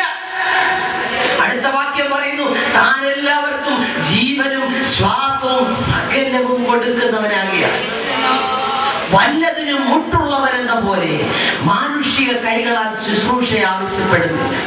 പിന്നെ എന്തിനാ ഈ ഭാരപ്പെട്ട് ഈ നേർച്ചയും കാഴ്ചയും കൊണ്ട് നടക്കുന്നത്? ഞങ്ങൾ താമസിക്കുന്ന, ഞങ്ങളുടെ സഭയിരിക്കുന്ന സ്ഥലത്തിന്റെ പേര് പിറവെന്ന് നിങ്ങൾ കേട്ടിട്ടുണ്ടായിരിക്കും. വളരെ പാരമ്പര്യത്തിന്റെ സ്നേഹിതനുള്ള ഒരു സ്ഥലമാണ് പിറവ്. അവിടെ രാജാക്കന്മാരെ കുറിച്ച് അവിടെ ഉയർത്തുന്നത്. യേശുക്രിസ്തുവിനെ കാണാൻ പോയ രാജാക്കന്മാർ പിറവത്തുനിന്ന് പോകുന്നു എന്നുള്ളതാണ് അവിടെ നിന്ന് പറഞ്ഞു വരുന്നത്. അവർ 3 പേർ ഒരുമിച്ച് അവിടെ ചെന്ന് കർത്താവിനെ കണ്ടുവന്നു. അതുകൊണ്ട് അവർ എന്തെങ്കിലും ഒരു വിഷയം വരുമ്പോൾ എന്റെ കർത്താവെ എന്ന് വിളിക്കാറില്ല, എന്റെ രാജാക്കന്മാരെ എന്ന് അവരുള്ളവർ വിളിക്കുന്നത്. എല്ലാ വർഷവും അവർക്ക് പെരുന്നാൾ വരുമ്പോൾ ഈ പിടി എന്ന് പറയുന്ന ഒരു സാധനമുണ്ട് ഞങ്ങളുടെ നാട്ടിൽ. പിടിയും കോഴിയിറച്ചിയും വെച്ച് 12 അപ്പോസ്തലന്മാരുടെ കണക്കിന് 12 പേർക്ക് റോഡിലൊക്കെ ഇരുത്തി അങ്ങ് വിളമ്പും. പണ്ടൊക്കെ 12 പേർക്ക് എത്ര പേരെ വേണമെങ്കിലും കിട്ടും. ഇപ്പൊ ആളെ കിട്ടാനില്ല. അപ്പൊ ഇരിക്കുന്നവരുടെ മുമ്പിൽ അങ്ങ് വിളമ്പുക. ആളെ കിട്ടണ്ടേ? 12 പൈതങ്ങളുടെ നേർച്ചയെന്നാ പറയുന്നത്. എന്നാൽ പിറ്റേ ദിവസം അതിലെ പോകാനൊക്കത്തില്ല. പിടിയും ഇറച്ചിയും കൊണ്ട് റോഡ് മുഴുവൻ നിറഞ്ഞു കിടക്കുകയാണ്. രാജാക്കന്മാരിത് കണ്ടുമില്ല, മന്ത്രിമാരും ഇത് കണ്ടില്ല. എന്നാൽ നീ ഒന്നും കൊടുക്കണ്ട, നിന്റെ പ്രാർത്ഥനാ മുറിക്കകത്തിരുന്ന് ആരും കാണാതെ വെളിച്ചമില്ലാത്ത ഇരുണ്ട മുറിക്കകത്ത് നിന്റെ കട്ടിലിന്റെ താഴെ വിരിച്ചിരിക്കുന്ന ഒരു പായിലിരുന്നു കൊണ്ട് കർത്താവേ എന്ന് വിളിക്കുമ്പോൾ ഇറങ്ങി വരുന്ന ഒരു സ്വർഗത്തെ അനുഭവിച്ചറിയാൻ കഴിഞ്ഞിട്ടുണ്ടോ? അതിലേക്ക് നീ മൗനമായിരിക്കരുത്. നിനക്ക് അവനെ അനുഭവിച്ചറിയാൻ കഴിഞ്ഞെങ്കിൽ നിന്റെ ഇരുണ്ട വേളകൾ ഒരിക്കലെങ്കിലും അവൻ ആ പായിൽ ഇറങ്ങി വന്ന് നിന്നോട് മാധുര്യമായി സംസാരിച്ചതിൽ അവനാണ് ജീവനുള്ള ദൈവമെന്ന് ഒരിക്കൽ കൂടെ വിളിച്ചു പറയുകയാണ്. ജീവനും ശ്വാസവും സകലവും തരുന്നവരെ ഒരു പാത്രം വെളിച്ചെണ്ണ കൊണ്ടോ ഒരു കോഴിമുട്ട കൊണ്ടോ പ്രസാദിപ്പിക്കുന്നതിനേക്കാൾ നല്ലത് നിന്റെ അകത്തുള്ള ഹൃദയം ഒന്ന് വിട്ടുകൊടുക്കുന്നതാണ്. അതാണ് പറയുന്നത്, അവൻ നമ്മിൽ വസിക്കുവാൻ ആഗ്രഹിക്കുന്നു. നാം ജീവനുള്ള ദൈവത്തിന്റെ മന്ദിരമെന്നും ദൈവത്തിന്റെ ആത്മാവ് നമ്മിൽ വസിക്കുന്നുവെന്നും അറിയുന്നില്ലയോ? ഉണ്ട്, നാം അറിയുന്നുണ്ട്. എന്താണ് അറിയുന്നത്? നമ്മുടെ ഉള്ളിൽ വസിക്കുന്ന ഒരു സർവശക്തനുണ്ട്. അവൻ നമ്മുടെ അകത്ത് വസിക്കാൻ കാരണം എങ്ങനെയാ? വെറുതെ കയറി ഓടി വന്ന് വസിക്കുന്ന ഒരുവനല്ല. അവൻ വാതിൽക്കൽ നിന്ന് മുട്ടിക്കൊണ്ടിരിക്കുക. ഇടിച്ച് തുറന്നൊന്നും അകത്ത് കയറുകയില്ല. നാളുകളായി രാത്രി ദൈവാത്മാവിൽ പറയട്ടെ, പല ശബ്ദങ്ങൾ നീ കേൾക്കുന്നുണ്ടെങ്കിലും അതിന്റെ ഇടയിൽ മുട്ടുന്നൊരു ശബ്ദം നീ കേൾക്കുന്നുണ്ടോ? നിന്റെ തകർച്ചയുടെ നടുവിൽ ലോകത്തിലെല്ലാവരും നിന്നെ കൈവിട്ടപ്പോൾ നിന്നെ മുട്ടി വിളിക്കുന്ന ഒരു ദൈവപുത്രനെ രാത്രിയോടെ വെളിപ്പെടുത്തുന്നുണ്ട്. കഴിഞ്ഞ പകലിൽ ഒരു കുടുംബം മുഴുവൻ ആത്മഹത്യക്ക് വേണ്ടി ശ്രമിച്ചിട്ട് നമ്മുടെ ഒരു ഇന്ത്യ പെന്തക്കോസ്ത് ദൈവസഭയുടെ കീഴിൽ അവർ കടന്നു ചെന്നു. രാത്രിയിൽ എല്ലാ സാധനങ്ങളും മേടിച്ചു വെച്ചവർ കുടുംബമായി ആത്മഹത്യ ചെയ്യാൻ പോവുകയാണ്. വളരെ ഉയർന്ന ഉദ്യോഗം ലഭിക്കുന്ന ഒരു മനുഷ്യൻ, മനോരമയിൽ നല്ലൊരു ജോലി അദ്ദേഹത്തിനുണ്ട്. അദ്ദേഹത്തിന്റെ കുടുംബം വളരെ അനുഗ്രഹിക്കപ്പെട്ടതാണ്. എല്ലാ നിലയിലും ഭൗതികമായ എല്ലാ ചുറ്റുപാടുകളും ഉണ്ടായിരുന്നപ്പോൾ ലോകത്തിലെ ഒരു കുട്ടി ദൈവം അവരെ ചതിച്ചതാണ്. മനുഷ്യ ദൈവം അവരെ ചതിച്ചതാ. ഞാനാണ് ദൈവമെന്ന് പറഞ്ഞുകൊണ്ട് ഉപദേശിച്ച ചിലരുടെ ചതിവ് പറ്റിയതാ. പരസ്യമായി പറയുന്നില്ല. കുടുംബം മുഴുവൻ ആത്മഹത്യക്ക് വേണ്ടി ശ്രമിച്ചിട്ട് ഇന്ന് രാത്രി ആത്മഹത്യ ചെയ്യണമെന്നുള്ള നിലയിലിരിക്കുമ്പോൾ ആ മനുഷ്യൻ വെറുതെ റെയിൽവേ ട്രാക്കിലൂടെ നടന്നപ്പോൾ ഒരു സഭയ്ക്കകത്ത് പാട്ടും പ്രാർത്ഥനയും കേൾക്കുന്നു. ആ മനുഷ്യനൊരു സമാധാനം തോന്നിയിട്ട് അന്ന് രാത്രി ആരുമില്ലാതിരുന്നപ്പോൾ ആ സഭയുടെ ദേവദാസനെ പോയി മുട്ടി വിളിച്ചു. അദ്ദേഹവുമായി സംസാരിച്ച സഭയിലെ ചില പ്രിയപ്പെട്ടവരെയൊക്കെ പെട്ടെന്ന് കൂട്ടിവരുത്തി അന്ന് രാത്രി അവർ തീരുമാനമെടുത്തു, യേശുവിന് വേണ്ടി ജീവിക്കുന്നു. രാത്രി ഞാൻ പറയട്ടെ, നീ ആരാ നിന്റെ ഉള്ളിൽ വസിക്കാൻ ആഗ്രഹിക്കുന്നത്? അദ്ദേഹത്തോട് കഴിഞ്ഞ പകലിൽ സംസാരിച്ചപ്പോൾ അദ്ദേഹം എന്നോട് പറഞ്ഞൊരു കാര്യം, എന്റെ ഓഫീസിൽ ഒരുപാട് ക്രിസ്ത്യാനികളുണ്ട്, അവരാരും ഇന്നുവരെ എന്നോട് സുവിശേഷം പറഞ്ഞിട്ടില്ല. എന്നാൽ 4 വർഷത്തിന് മുൻപ് ഒരു ബ്രദറൻകാരായ ഒരു മനുഷ്യൻ അദ്ദേഹം എന്നോട് സുവിശേഷം പറഞ്ഞു. ഞാൻ അതിനെ പുറങ്കാല് കൊണ്ട് തട്ടിയെറിഞ്ഞു. അന്ന് എനിക്കെല്ലാം ഉണ്ടായിരുന്നു. അന്ന് വേണമെങ്കിൽ എനിക്ക് യേശുവിനെ സ്വീകരിക്കാമായിരുന്നു. ഞാൻ തട്ടിക്കളഞ്ഞത് കൊണ്ട് ഇന്ന് എനിക്ക് ഒന്നുമില്ലാതെ വന്നു. ഞാൻ ഇന്ന് യേശുവിനെ സ്വീകരിക്കുക. ജീവിതത്തിൽ ലഭിച്ച സകല നന്മകളും അനുഗ്രഹങ്ങളും ദൈവത്തിന്റെ ദാനമാണെന്ന് മറക്കരുതേ. ഇന്ന് രാത്രി നിന്റെ അകത്ത് വസിക്കുന്ന ദൈവപുത്രന്റെ ശക്തി നീ ഒന്ന് അനുഭവിച്ചറിഞ്ഞാൽ നീ വെറുതെ അടങ്ങിയിരിക്കുകയില്ല. നിനക്ക് കിടന്നാൽ അനേകർക്ക് ഡൺലപ്പ് ബെഡ്കളിൽ കിടന്നിട്ട് ഉറങ്ങാൻ കഴിയാതെ കൈ നിറച്ചുറക്ക ഗുളികൾ കഴിച്ച് തിരിഞ്ഞും മറിഞ്ഞും കിടക്കുമ്പോൾ ദൈവത്തിന്റെ പൈതലെ നീ കിടന്നാൽ നിന്റെ ഉറക്കം സുഖമാണെങ്കിൽ സഭായോഗത്തിലും കൺവെൻഷന് പോലും ഉറങ്ങാനുള്ള കൃപ ലഭിച്ച ദൈവമക്കൾ ദൈവത്തെ ഒന്ന് സ്തുതിക്കാമോ? ഇപ്പൊ ഉറങ്ങുന്നവരായിട്ടല്ല പറഞ്ഞേ, ഉറങ്ങാൻ ഭാഗ്യം ലഭിച്ചവർക്കായി സ്തുതിക്കാനാണ് പറഞ്ഞത്. അതുകൊണ്ട് ദൈവം നമുക്ക് ഉറക്കമെന്നൊരു ദാനം തന്നെങ്കിൽ അതിന് മാത്രം നാം ദൈവത്തെ സ്തുതിക്കണം.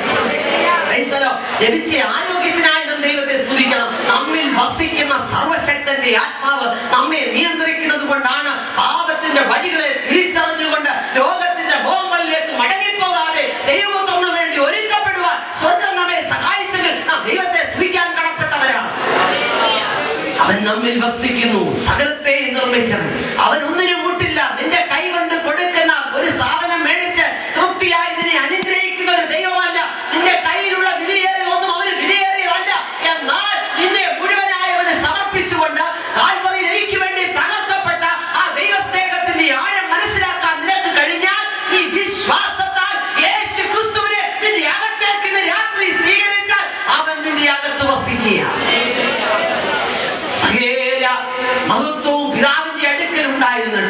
അതെല്ലാം വിട്ട് താണലോകത്തിലേക്ക് വന്ന് പാപജടത്തിന്റെ സാദൃശ്യത്തിലും പാപനിമിത്തവും ഈ ലോകത്തിലേക്ക് കടന്നു വന്ന ദൈവങ്ങൾ നിനക്ക് വേണ്ടി ക്രൂശിൽ തകർക്കപ്പെട്ടു എന്നുള്ള വിശ്വാസം നിന്റെ അകത്ത് വ്യാപരിച്ചിട്ട് കർത്താവേ എന്റെ പാപത്തെ ക്ഷമിച്ച് എന്റെ ഉള്ളിലേക്ക് കടന്നു വരണമേ എന്ന് ഈ ഭൂമിയുടെ ഏത് കോണിലിരുന്നും വിളിച്ചു പറയുന്ന മാത്രയിൽ നിന്റെ കഴിഞ്ഞകാല പാപങ്ങളെ ഓർക്കാതെ ദൈവം നിന്റെ അകത്തേക്ക് ഇറങ്ങി വസിക്കുകയാ. ചില ദൈവങ്ങളുടെ അടുക്കലേക്ക് ചെന്നാൽ അവർ അശുദ്ധരായി എന്നാ പറയുന്നത്. നാം കേൾക്കാറുണ്ട്, അവർ കടന്നു വന്നത് കൊണ്ട് അശുദ്ധരായി, അതുകൊണ്ട് ഇനി ആ ദൈവത്തെ ശുദ്ധീകരിക്കാനുള്ള മാർഗങ്ങൾ നടത്തുക. എന്നാൽ അശുദ്ധനായ നീ കടന്നു ചെല്ലുമ്പോൾ വിശുദ്ധനാക്കുന്ന ഒരുവരുണ്ട്, അവനാണ് ശ്രീ യേശു ക്രിസ്തു. നിന്റെ പാപത്തിന്റെ ബന്ധം മൂലം രോഗം നിന്നെ തള്ളുകയോ രോഗം നിന്നെ വെറുക്കുകയോ ചെയ്തു കൊള്ളട്ടെ, നീ ചെന്ന് കവിണ്ണു വീഴുമ്പോൾ നിന്റെ പാപത്തെ മുഴുവൻ സമുദ്രത്തിന്റെ ആഴത്തിലേക്ക് ഇട്ടുകളഞ്ഞിട്ട് നിന്റെ കഴിഞ്ഞകാല ജീവിതത്തെ മറന്നിട്ട് നിന്നെ സ്നേഹിക്കുന്ന, നിന്നെ കരുതുന്ന പെറ്റമ്മയേക്കാൾ നിന്നെ സ്നേഹിക്കുന്ന ദൈവമാണ് ഇന്ന് രാത്രി നിന്നോട് സംസാരിക്കുന്നത്. ദൈവം നമ്മിൽ വസിക്കുന്നുവെന്നുള്ള അറിവാണ് ലോകത്തിലെ ഏറ്റവും വലിയ അറിവ്. ലോകത്തിൽ എന്തെല്ലാം ലക്ഷങ്ങളും കോടികളും നിന്റെ പേരിൽ ബാങ്ക് ഡിപ്പോസിറ്റ് ഉണ്ടെങ്കിലും നിന്റെ ജീവിതത്തിൽ സ്വസ്ഥതയില്ലെങ്കിൽ അതൊരു ഭാഗ്യമല്ല, നിർഭാഗ്യമാണ്. മനുഷ്യരുടെ വിചാരം ലോകത്തിൽ ലഭിക്കുന്ന നിസ്സാരമായ കാര്യങ്ങളൊക്കെ ഭാഗ്യമാണെന്ന്. എന്നാൽ അല്ല കേട്ടോ, അതൊന്നുമല്ല ഭാഗ്യം.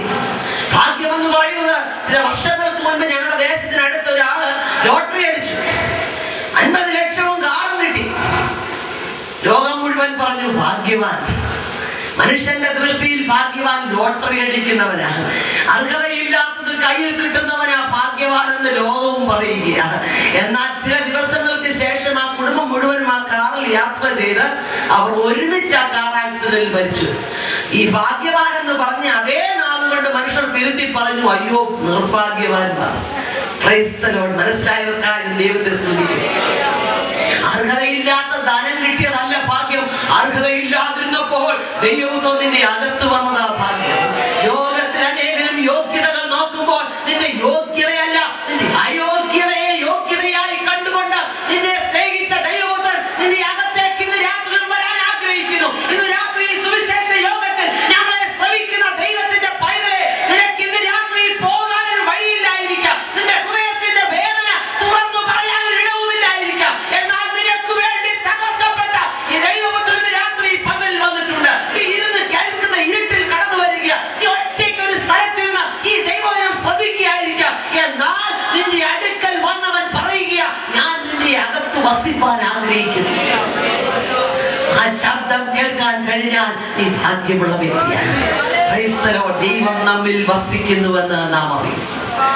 പുസ്തകത്തിലെ മറ്റൊരു അറിവുണ്ട്, അപ്പോസ്തലനായ പൗലോസ് ലോകപ്രകാരം ഉന്നതനായ വ്യക്തിയാണ്. പക്ഷേ അദ്ദേഹത്തിന്റെ ജീവിതത്തിന്റെ അനുഭവത്തിൽ അനുഭവിച്ചറിഞ്ഞൊരു അറിവിതാണ്, ഞാൻ ആരെ വിശ്വസിച്ചിരിക്കുന്നുവെന്ന് ഞാൻ അറിയും. രാത്രിയിൽ നിന്റെ പ്രതിസന്ധിയുടെ നടുവിൽ നീ യേശുവിനെ സ്വീകരിച്ച വ്യക്തിയാണ്, അവന്റെ കൽപ്പനകൾ അനുസരിച്ച വ്യക്തിയാണ്. അവന് വേണ്ടി നീ നാളുകളായി ജീവിക്കുകയും സാക്ഷ്യം പറയുകയും അവനെ പ്രസംഗിക്കുകയും ചെയ്യുന്നയാളാണ്. എന്നാൽ നിന്റെ ഇന്ന് നീ അനുഭവിക്കുന്ന പ്രതിസന്ധിക്കകത്ത് നീ വിശ്വസിച്ചിരിക്കുന്ന ദൈവപുത്രനെ അടുത്തറിയാൻ നിനക്ക് കഴിയുന്നുണ്ടോ? മകളുടെയോ മകന്റെയോ വിദ്യാഭ്യാസത്തിന്റെ പേരിൽ സാമ്പത്തിക കടപ്പാരം നിന്റെ അകത്ത് വരുമ്പോൾ, വഴി കാണാതെ വഴി അടഞ്ഞിരിക്കുമ്പോൾ, ഞാൻ ആരെ വിശ്വസിച്ചിരിക്കുന്നു എന്ന് ഞാൻ അറിയുന്നു എന്ന് പറയാൻ കഴിയുമോ? നിനക്ക് വേണ്ടി മാത്രമല്ല ഇന്ന് രാത്രി ദൈവജനത്തോടായ ഒരു ദൂത് പറയട്ടെ, നിന്നെ തെരഞ്ഞെടുത്ത് ലോകത്തിൽ വിളിക്കുന്നതിന് മുൻപ് നിന്റെ തലമുറയ്ക്ക് വേണ്ട സകലതും അവൻ സ്വർഗത്തിൽ കരുതിയിട്ടുണ്ട്. നീ അറിയാത്ത നിക്ഷേപങ്ങൾ മറവിടങ്ങളിലെ ഗുപ്തനിധികളെ നിനക്ക് വേണ്ടി ഒരുക്കിയിട്ടാണ് നിന്നെ ഈ ലോകത്തിലേക്ക് അവൻ കൊണ്ടുവന്നത്. നീ രക്ഷയുടെ തീരുമാനമെടുത്തപ്പോൾ, യേശുവിനെ രക്ഷകനായി സ്വീകരിച്ചപ്പോൾ, നിനക്ക്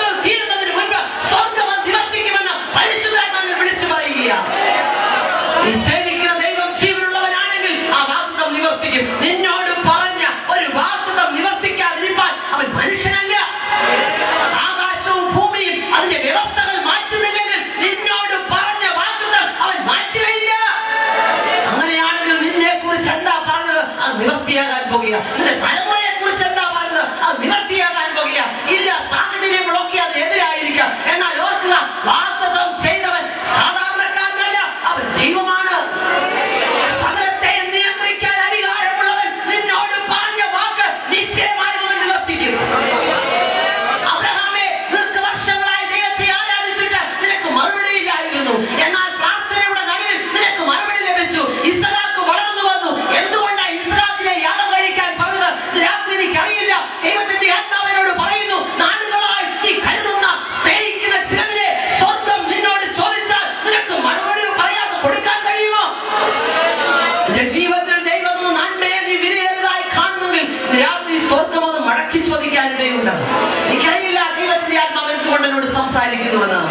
ഏറ്റവും കൂടുതൽ ദൈവത്തെ കളറിയാൻ കരുതുന്ന ചിലതിനെ സ്വർഗം തൊടാതിരിക്കണമെങ്കിൽ നീ മടങ്ങി വരണം. യേശുവേ, മടങ്ങി വരിക. ദൈവത്തിന്റെ ആത്മാവിനെ വിളിച്ചു പറയട്ടെ, ദൈവം നിനക്ക് പ്രാർത്ഥനയുടെ മറുപടിയായി തന്ന ആ മറുപടി നിന്റെ കയ്യിൽ വെച്ചുകൊണ്ട് നന്മയെ മാത്രം നോക്കി ദാതാവിനെ മറക്കുന്ന വ്യക്തിയെ ഇന്ന് രാത്രിയിൽ മടങ്ങി വരുവാൻ പരിശുദ്ധാത്മാവിനെ വിളിച്ചു പറയുക.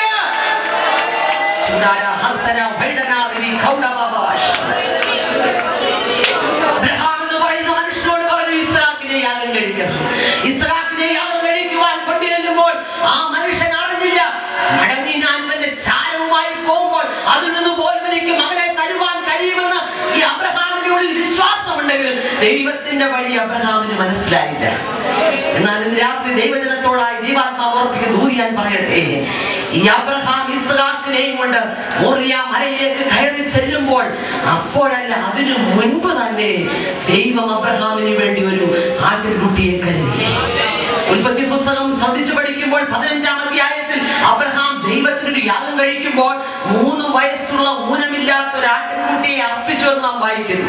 22-ാം അധ്യായത്തിൽ ദൈവം അബ്രഹാമിന് വേണ്ടി ഒരു ആട്ടിൻകുട്ടിയെ കരുതിയെന്ന് നാം വായിക്കുന്നു. ഞാൻ ചോദിക്കട്ടെ, നാം കൊടുക്കുന്നതിനേക്കാൾ ഏറ്റവും കൂടുതൽ ദൈവം നമുക്ക് തരുന്നുള്ളൂ. അങ്ങനെയാണെങ്കിൽ 3 വയസ്സുള്ള ഒരു ആട്ടിൻകുട്ടിയെ അബ്രഹാം ദൈവത്തിന് കൊടുത്തെങ്കിൽ അബ്രഹാമിന്റെ ആവശ്യത്തിന് നടുവിൽ ദൈവം ഒരുക്കിയ ആട്ടിൻകുട്ടിക്കും കുറഞ്ഞത് 3 വയസ്സ് കാണും. ഞാൻ ദൂരെ വിളിച്ചു പറയാം, അബ്രഹാം കാണുന്നതിന് മുൻപ് അബ്രഹാം ആ സമയത്ത് ആട്ടിൻകുട്ടിയെ കണ്ടു. എന്നാൽ അബ്രഹാമിന്റെ ദൈവം 3 വർഷത്തിന് മുൻപ് ആട്ടിൻകുട്ടിയെ കണ്ടു. രാത്രി സന്തോഷമുണ്ടോ? നീ ഇപ്പോൾ ഈ വിഷയത്തിന് വേണ്ടി ഭാരപ്പെടുന്നു. നിന്റെ തലമുറയുടെ വിഷയത്തിൽ നീ ഇപ്പോൾ ഭാരപ്പെടുക. എന്നാൽ ഇന്ന് രാത്രി ദൈവാത്മാവ് പറയുന്നു, നീ കണ്ടതിനേക്കാൾ മുൻപേ ഞാൻ നിന്റെ ആവശ്യം കണ്ടു കഴിഞ്ഞു. ദൈവത്തിന്റെ വേലയ്ക്ക് വേണ്ടി ഇറങ്ങിയ ദൈവദാസന്മാരെ പ്രതിസന്ധികളുടെ നടുവിൽ പതറിപ്പോകരുത്. സാമ്പത്തിക ഞെരുക്കം വരുമ്പോൾ ഞാൻ ഇറങ്ങിയത് വെറുതെ ആയി പോയോ എന്ന് ചിന്തിക്കരുത്. ദൈവദാസന്മാരോട് പറയട്ടെ, നിങ്ങളെ സുവിശേഷ വേലയ്ക്ക് വേണ്ടി ദൈവം വിളിച്ചതിന് മുൻപേ നിങ്ങൾക്ക് വേണ്ട സകലവും അവൻ കരുതി വെച്ചിട്ടുണ്ട്. രാത്രിയിൽ മറക്കരുത്, സ്വർഗം നിനക്ക് വേണ്ടി കരുതിയെങ്കിൽ ലോകത്തിൽ ആരും കരുതുന്ന കരുതൽ കാണാതിരിക്കുന്നത് നല്ലത്. സ്വർഗത്തിന് സകല മഹത്വവും വേണം. ലോകത്തിൽ ആരെങ്കിലും നിന്നെ സഹായിച്ചിട്ട് നിന്റെ പ്രതിസന്ധിക്കകത്ത് നിനക്ക് സഹായം തന്നിട്ട് ഞാനാണ് സഹായിച്ചത് പറയുവാൻ ദൈവം അനുവദിക്കുകയില്ല. കാരണം അവൻ തന്റെ മഹത്വം മറ്റൊരുത്തരും വിട്ടുകൊടുക്കുകയില്ല. ഇന്ന് രാത്രി ദൈവത്തെ ആരാധിക്കട്ടെ.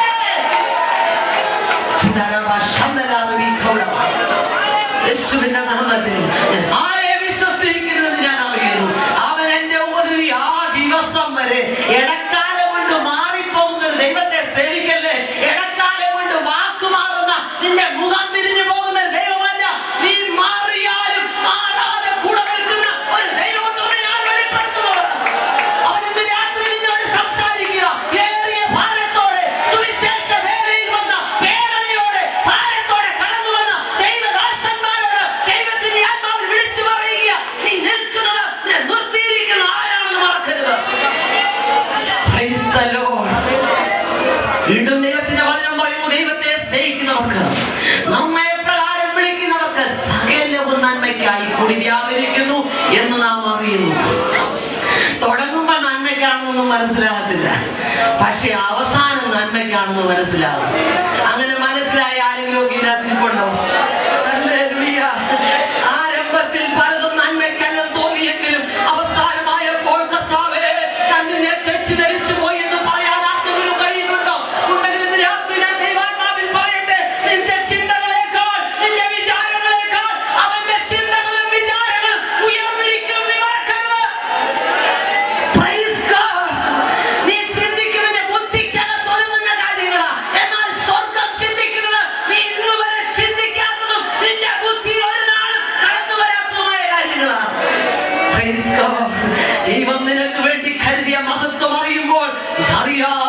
കരയാൻ ആരംഭിക്കും.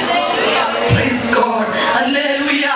ഞാൻ ആരെ വിശ്വസിച്ചിരിക്കുന്നു? എന്റെ ഇന്നത്തെ വിഷയത്തിനകത്ത് ഞാൻ ആരെ വിശ്വസിക്കുന്നതിന് അറിയുന്നു. മാരക രോഗത്തിന്റെ ശരീരത്തെ പിടിച്ചു നടത്തുമ്പോ ലോകം മുഴുവൻ, ലോകത്തിലെ വൈദ്യശാസ്ത്രം മുഴുവൻ നിനക്കെതിരെ പറയുമ്പോ നീ പറയണം, ഇല്ല, ഞാൻ ആരെ വിശ്വസിച്ചിരിക്കുന്നു ഞാൻ അറിയുന്നു.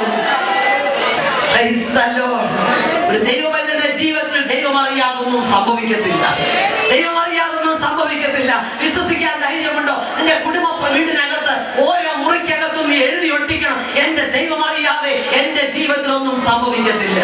Praise the Lord. അങ്ങനെയാണെങ്കിൽ നീ വിശ്വാസത്തോടെ വിളിച്ചു പറയും. നിന്റെ അടുക്കളയിലെ പാത്രം കാലിയാകുമ്പോ, നിന്റെ പേഴ്സ് കാലിയാകുമ്പോ, നിന്റെ സാമ്പത്തികമായ ഭദ്രത നഷ്ടപ്പെടുമ്പോ, ബാങ്ക് ബാലൻസ് 0 എന്ന് വരുമ്പോ നീ അറിയാതെ വിളിച്ചു പറയും. നീ ആത്മാവിൽ ആരാധിക്കുന്ന ദൈവത്തിന്റെ മുമ്പിൽ നീ ഇങ്ങനെ പറയും, യഹോവ ഈരേ, യഹോവ ഈരേ, യഹോവ ഈരേ.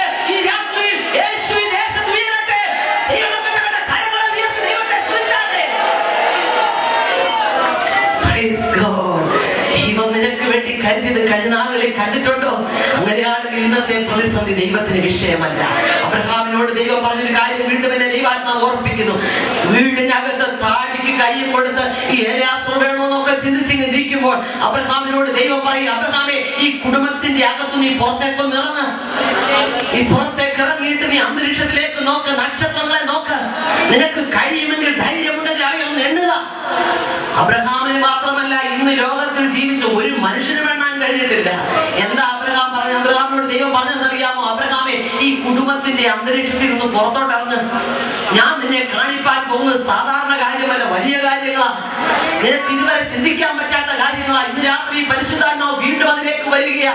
ഇന്നിവിടെ സുവിശേഷ യോഗത്തിൽ ഇരിക്കുന്നുണ്ടെങ്കിലും പലരും വീട്ടിൽ കിടക്കുക ഇപ്പോഴും.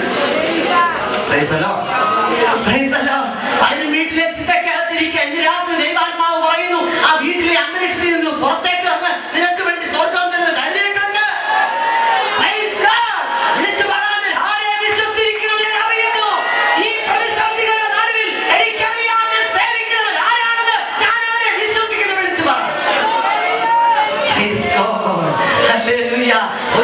അറിവായിരുന്നു കപ്പലുടമസ്ഥന്റെ മകന ഒരുപാട് ധനമുള്ള വീട്ടിൽ നിന്നാണ് ഇറങ്ങിയത്. പക്ഷെ ഇറങ്ങിയിട്ട് ഒരു നേരത്തെ വിശപ്പടക്കാൻ പോലും പലപ്പോഴും ഇല്ലായിരുന്നു. പല ആപത്ത് സംഭവിച്ചു. പട്ടിണിയൊക്കെ സഹിച്ചപ്പോഴും ആ മനുഷ്യൻ പറയാ, എനിക്കിതൊന്നും സാരമില്ല, ഞാൻ ഇതിനൊന്നും കാര്യമാക്കുന്നില്ല. വിശ്വസിച്ച ഒരാളുണ്ട്, അവന്റെ അടുത്തൊരു ദിവസമുണ്ട്. ഇന്ന് ലോകത്തിൽ ചിലപ്പോൾ മാന്യനല്ലായിരിക്കാം, ലോകപ്രകാരങ്ങൾക്ക് ഉന്നതമായ കാര്യങ്ങളൊന്നുമില്ലായിരിക്കാം. ദൈവത്തെ സേവിക്കാത്ത, ലോകത്തിന്റെ ഇമ്പത്തിൽ പോകുന്ന മറ്റുള്ള അന്യ ദൈവങ്ങളെ സേവിക്കുന്നവരുടെ വീടിന്റെ മുൻപിൽ കാറുകളൊക്കെ കിടക്കുന്നുണ്ടായിരിക്കാം. നിനക്കൊരു സൈക്കിൾ പോലും ഇല്ലെന്ന് വന്നേക്കാം. ഇന്ന് രാത്രി ഞാൻ ദൈവാത്മാവിൽ പറയട്ടെ, ഇതൊന്നുമില്ലെങ്കിലും അവർക്കില്ലാത്ത ഒന്ന് നിനക്കുണ്ട്. അതിന്റെ പേരാണ് നിത്യത. അതിന്റെ പേരാണ് നിത്യത. അതിന്റെ പേരാണ് നിത്യത. ജീവിതത്തിൽ നിത്യതയെ കുറിച്ച് ബോധ്യം ലഭിച്ചവർക്ക് ലോകത്തിലെ ഒന്നും വിഷയമല്ലാതെ വരണം. രണ്ടു മാരുതിക്കാർ ഒരുമിച്ച് വീട്ടിലേക്ക് കിട്ടിയിട്ട് മരിക്കുമ്പം നരകത്തിലേക്ക് പോകുന്നതിനേക്കാൾ നല്ലത്. ലോകത്തിൽ പലതുമില്ലെന്ന് വന്നാലും മരിക്കുമ്പോൾ ദൈവത്തിന്റെ ദൂതന്മാർ നിന്റെ ആത്മാവിനെ കൊണ്ടുപോകാൻ വരുന്നെങ്കിൽ അതാണ് ഏറ്റവും.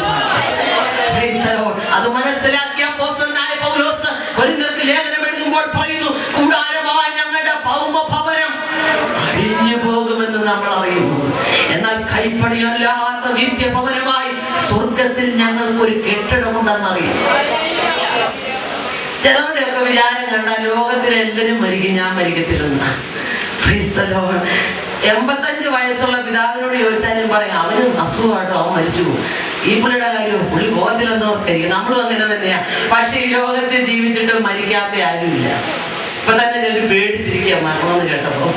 പ്രൈസ്തല്ലോ ദൈവമക്കളെ, അകത്ത് മരണമെന്ന് കേൾക്കുമ്പോ ഒരു ചലനം ഉണ്ടാകണം. എന്തിനുള്ളതെന്നറിയാമോ? അയ്യോ ഞാനിതെല്ലാം ഇട്ടച്ചു പോണമല്ലോ എന്നല്ല. പ്രൈസ്തല്ലോ ഒരപ്പൻ തന്റെ മകന് എല്ലാം എഴുതി വെച്ചു. അദ്ദേഹത്തിന്റെ അവസാന കാലമായപ്പോ എല്ലാം എഴുതി വെച്ചിട്ട് പറഞ്ഞു, മകന്റെ കാലശേഷം എല്ലാം എനിക്കാകുന്നു.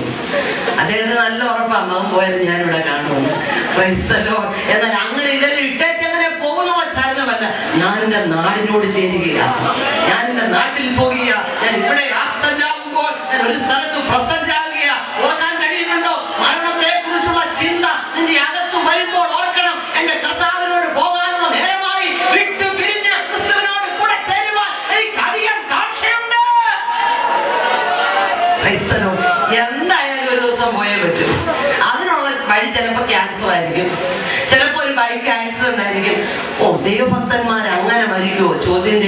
സമയമില്ല, ആ വിഷയത്തോട് കടക്കാൻ സമയമില്ല.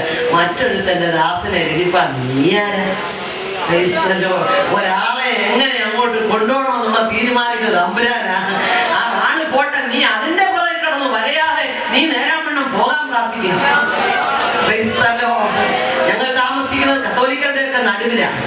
പ്രിയ സഹോദരങ്ങളുടെ വീടുകൾക്ക് ചിലപ്പോഴൊക്കെ ഒരു പാട്ട് കേൾക്കാറുണ്ട്. അതിങ്ങനെയാ: മരണം വരുമൊരു നാടോർക്കുക മർത്യാമി, കൂടെ പോരും നിൻ ജീവിത ചെയ്തികളും, സൽകൃത്യങ്ങൾ ചെയ്ത നീ അലസത കൂടാതെ. ഇത് കേട്ടോണ്ടാ ചിലപ്പോ രാവിലെ എഴുന്നേറ്റ് വരുന്നത്. അപ്പൊ ഞങ്ങൾക്കറിയാം ആരോ ഒരാൾ ഇവിടുന്ന് പോയിട്ടുണ്ടെന്ന്. പറയുന്നത് എന്താണെന്നറിയാമോ? മരണം വരുമൊരു നാൾ ഓർക്കുക മർത്യാമി, നീ ചെയ്ത എല്ലാ പ്രവർത്തികളും നിന്റെ കൂടെ പോരും. അതുകൊണ്ട് നീ സൽകൃത്യങ്ങൾ ചെയ്തോളാം. ഇത് പാടുന്നവരും ചെയ്യത്തില്ല, കിടക്കുന്നയാൾ ഒട്ടും ചെയ്യത്തില്ല. എന്നാൽ നമുക്കറിയാം മരണം വന്നാൽ ധൈര്യമായിട്ട് അതിനെ നേരിടാനുള്ള. അതിനോട് ചേർന്നൊരു കാര്യം കൂടെ പറയട്ടെ. മരണത്തിന്റെ ദിവസം നമ്മുടെ മുമ്പിലുമുണ്ട്. പെന്തക്കോസ്തുകാരായാലും മരിക്കും. ഒരപേക്ഷ എനിക്കുള്ളത് ഞാൻ നിങ്ങളോട് പറയാം. നമ്മൾ മരിച്ച് നമ്മുടെ വീടിന്റെ മുമ്പിൽ ഒരു മേശയുടെ പുറത്ത് നമ്മുടെ ജഡവും വെക്കുന്ന ഒരു ദിവസമുണ്ട്. ദയവ് ചെയ്ത ദേവദാസന്മാരെ കൊണ്ടൊന്നോടെ പറയിപ്പിക്കരുത്. മനസ്സിലായോ? ദൈവത്തെ ശ്രമിക്കാമോ? ആര് മരിച്ചാൽ ഈ അമ്മച്ചി സഭയ്ക്കുണ്ടാക്കിയ ദോഷം എത്ര വലുതായിരുന്നു പറഞ്ഞ് ഞാൻ കേട്ടിട്ടില്ല. സത്യത്തിൽ അങ്ങനെ ആയിരുന്നു താനും. ആ ദേവദാസൻ എഴുന്നേറ്റ് വിഷമിച്ചുകൊണ്ട് പറയും, കർത്താവേ ക്ഷമിക്കണമെന്ന് രാത്രി മുഴുവൻ പ്രാർത്ഥിച്ചിട്ടായിരിക്കും ഞാൻ വിശ്വസിക്കും. അദ്ദേഹം ഇങ്ങനെ പറയും, ഈ അമ്മച്ചി സഭയ്ക്ക് ഒരുപാട് നന്മ ചെയ്തു. കള്ള സാക്ഷ്യമല്ലേ? പ്രിയമുള്ളവരെ, കൂട്ടു സഹോദരിയോട് മിണ്ടാതെ കർത്താവിന്റെ മേശ അനുഭവിക്കാതെ വിട്ട് നാളെത്രയായി നമ്മെ കുറിച്ചൊരു കള്ളസാക്ഷ്യം പറയിപ്പിക്കാതെ ഇന്ന് മാനസാന്തരപ്പെട്ടേ പന്തല് വിടാവുള്ളൂ. തൊട്ടടുത്തിരിക്കുന്ന വീട്ടിലെ ആളോട്, അയൽവാസിയോട് മിണ്ടിയിട്ട് കോഴി കയറി വന്ന കാരണത്തിന് മിണ്ടിയിട്ട് 4 കൊല്ലം കഴിഞ്ഞു. അപ്പൊ ഇത്ര കൃത്യമായിട്ട് ദേവദാസി കൊല്ലത്തിൽ എങ്ങനെ അറിഞ്ഞെന്നായിരിക്കും. 4 കൊല്ലമായി കോഴി കയറി വന്ന കാര്യത്തിൽ വിളങ്ങിയിരിക്കുക, പോകാനിരിക്കുക. ഞാൻ ഇന്ന് പറന്നു പോകുമ്പേ ഞാൻ വെറുതെ മരണത്തിന്റെ ദിവസത്തിൽ നമ്മെ കുറിച്ച് മറ്റുള്ളവർക്ക് പറയാൻ അവരുടെ യഹോവ ഭക്തനായിരുന്നുവെന്നും യഹോവ ഭക്തനായിരിക്കണമെന്നും അവൻ പറയാനിടയാകണമെങ്കിൽ നിന്റെ ജീവിതത്തിൽ നീ ക്രമീകരണം പ്രാപിക്കണം. യാക്കോബായ സ്നേഹിതർ പാടും, മരണത്തിന്റെ ദൂതൻ പിറകെ വന്നപ്പോൾ ആരെയും സഹായിക്കാൻ കണ്ടില്ല, ആരും സഹായിക്കാൻ വരില്ല. എന്നാൽ ദൈവപുത്രനകത്ത് വസിക്കുന്ന ചിലരുണ്ടല്ലോ, അവർ പാട്ടുപാടിക്കൊണ്ട് നിത്യതയിലേക്ക് കടന്നു പോകും. അനുഗ്രഹീതരായ ദൈവഭക്തന്മാരുടെ മരണ ചരിത്ര കുറിപ്പുകളൊക്കെ വായിക്കുമ്പോൾ മനസ്സിലാകും, ഇത്ര മനോഹരമാണോ മരണം. അവർ പറയുക, ഞാൻ പോവുക, എന്നേതിരേൽപ്പാൻ ദൈവദൂതൻ വരിക.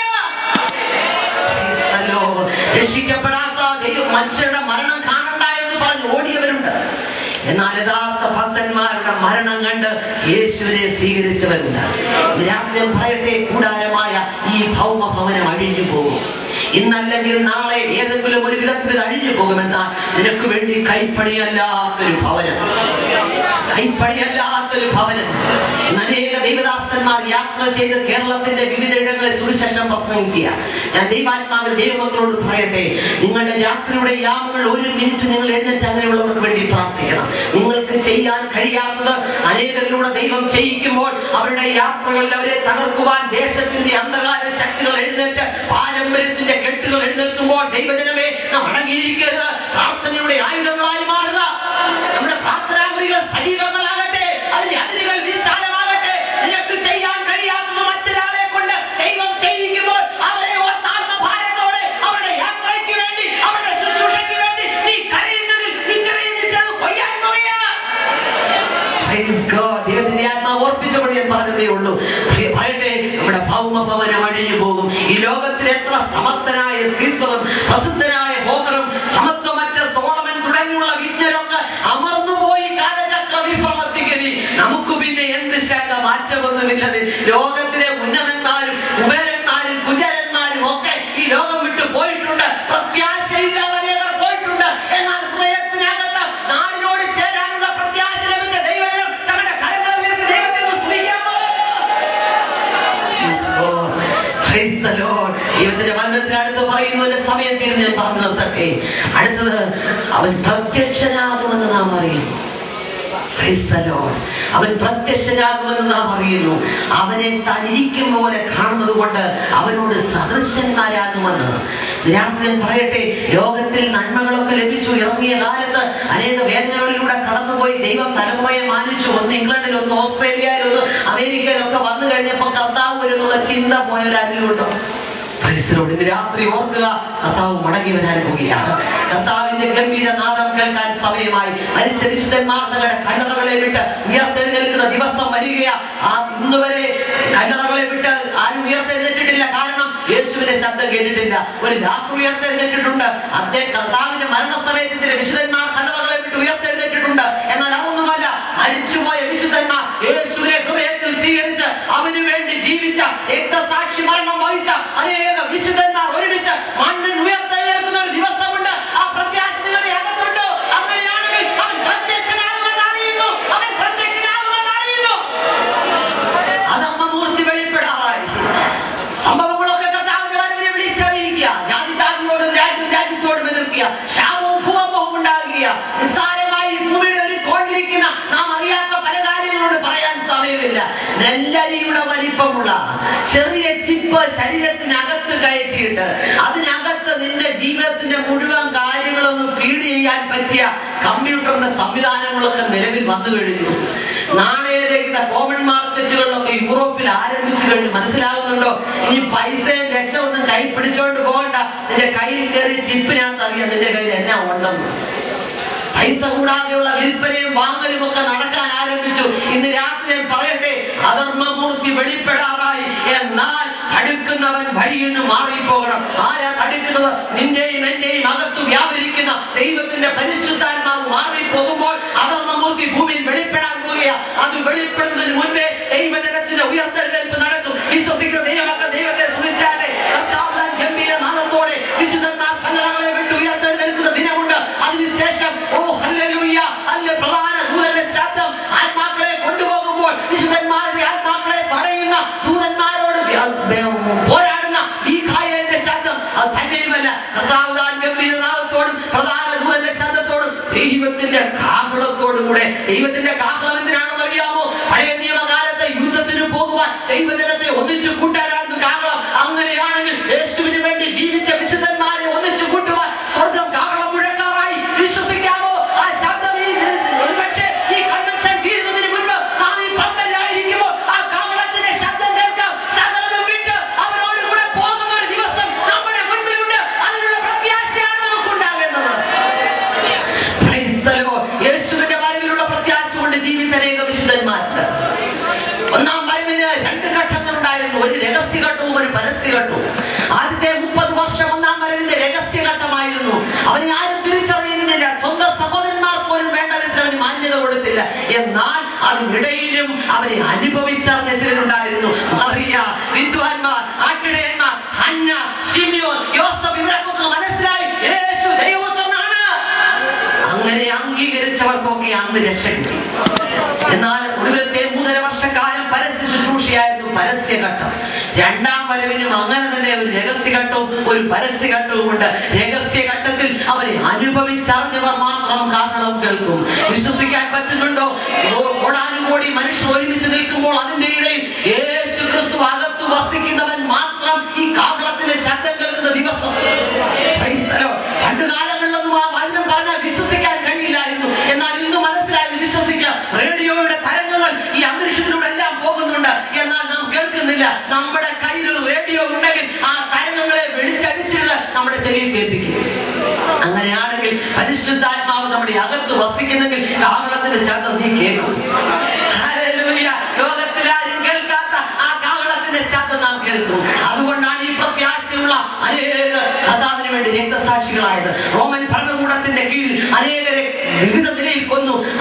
ജടയാളുകളുടെയും പോരാളികളുടെയും ഒക്കെ തോളിനകത്ത് ഒളിപ്പിച്ച് അവരെ ചുറ്റിയിട്ട് വെയിലത്തിട്ട് അവർ അസ്ഥികൾ ഒഴിഞ്ഞു നുറുങ്ങി മരിച്ചു. അനേകരെ വാളിന് കൊലപ്പെടുത്തി. രക്തസാക്ഷികളായവരൊക്കെ സന്തോഷത്തോടെ ഇല്ല, ഞാൻ വിട്ടുപിരിയില്ലെന്ന് പറഞ്ഞു. സ്ത്രീകളെയും വൃദ്ധരെയും ഒക്കെ കഴിവില്ലാതെ കൊന്നു. എന്നാൽ നമുക്കറിയാമോ, ഇന്ന് രക്തസാക്ഷികൾ പറയുമ്പോൾ പേടിച്ച് നിൽക്കുകയാണ്.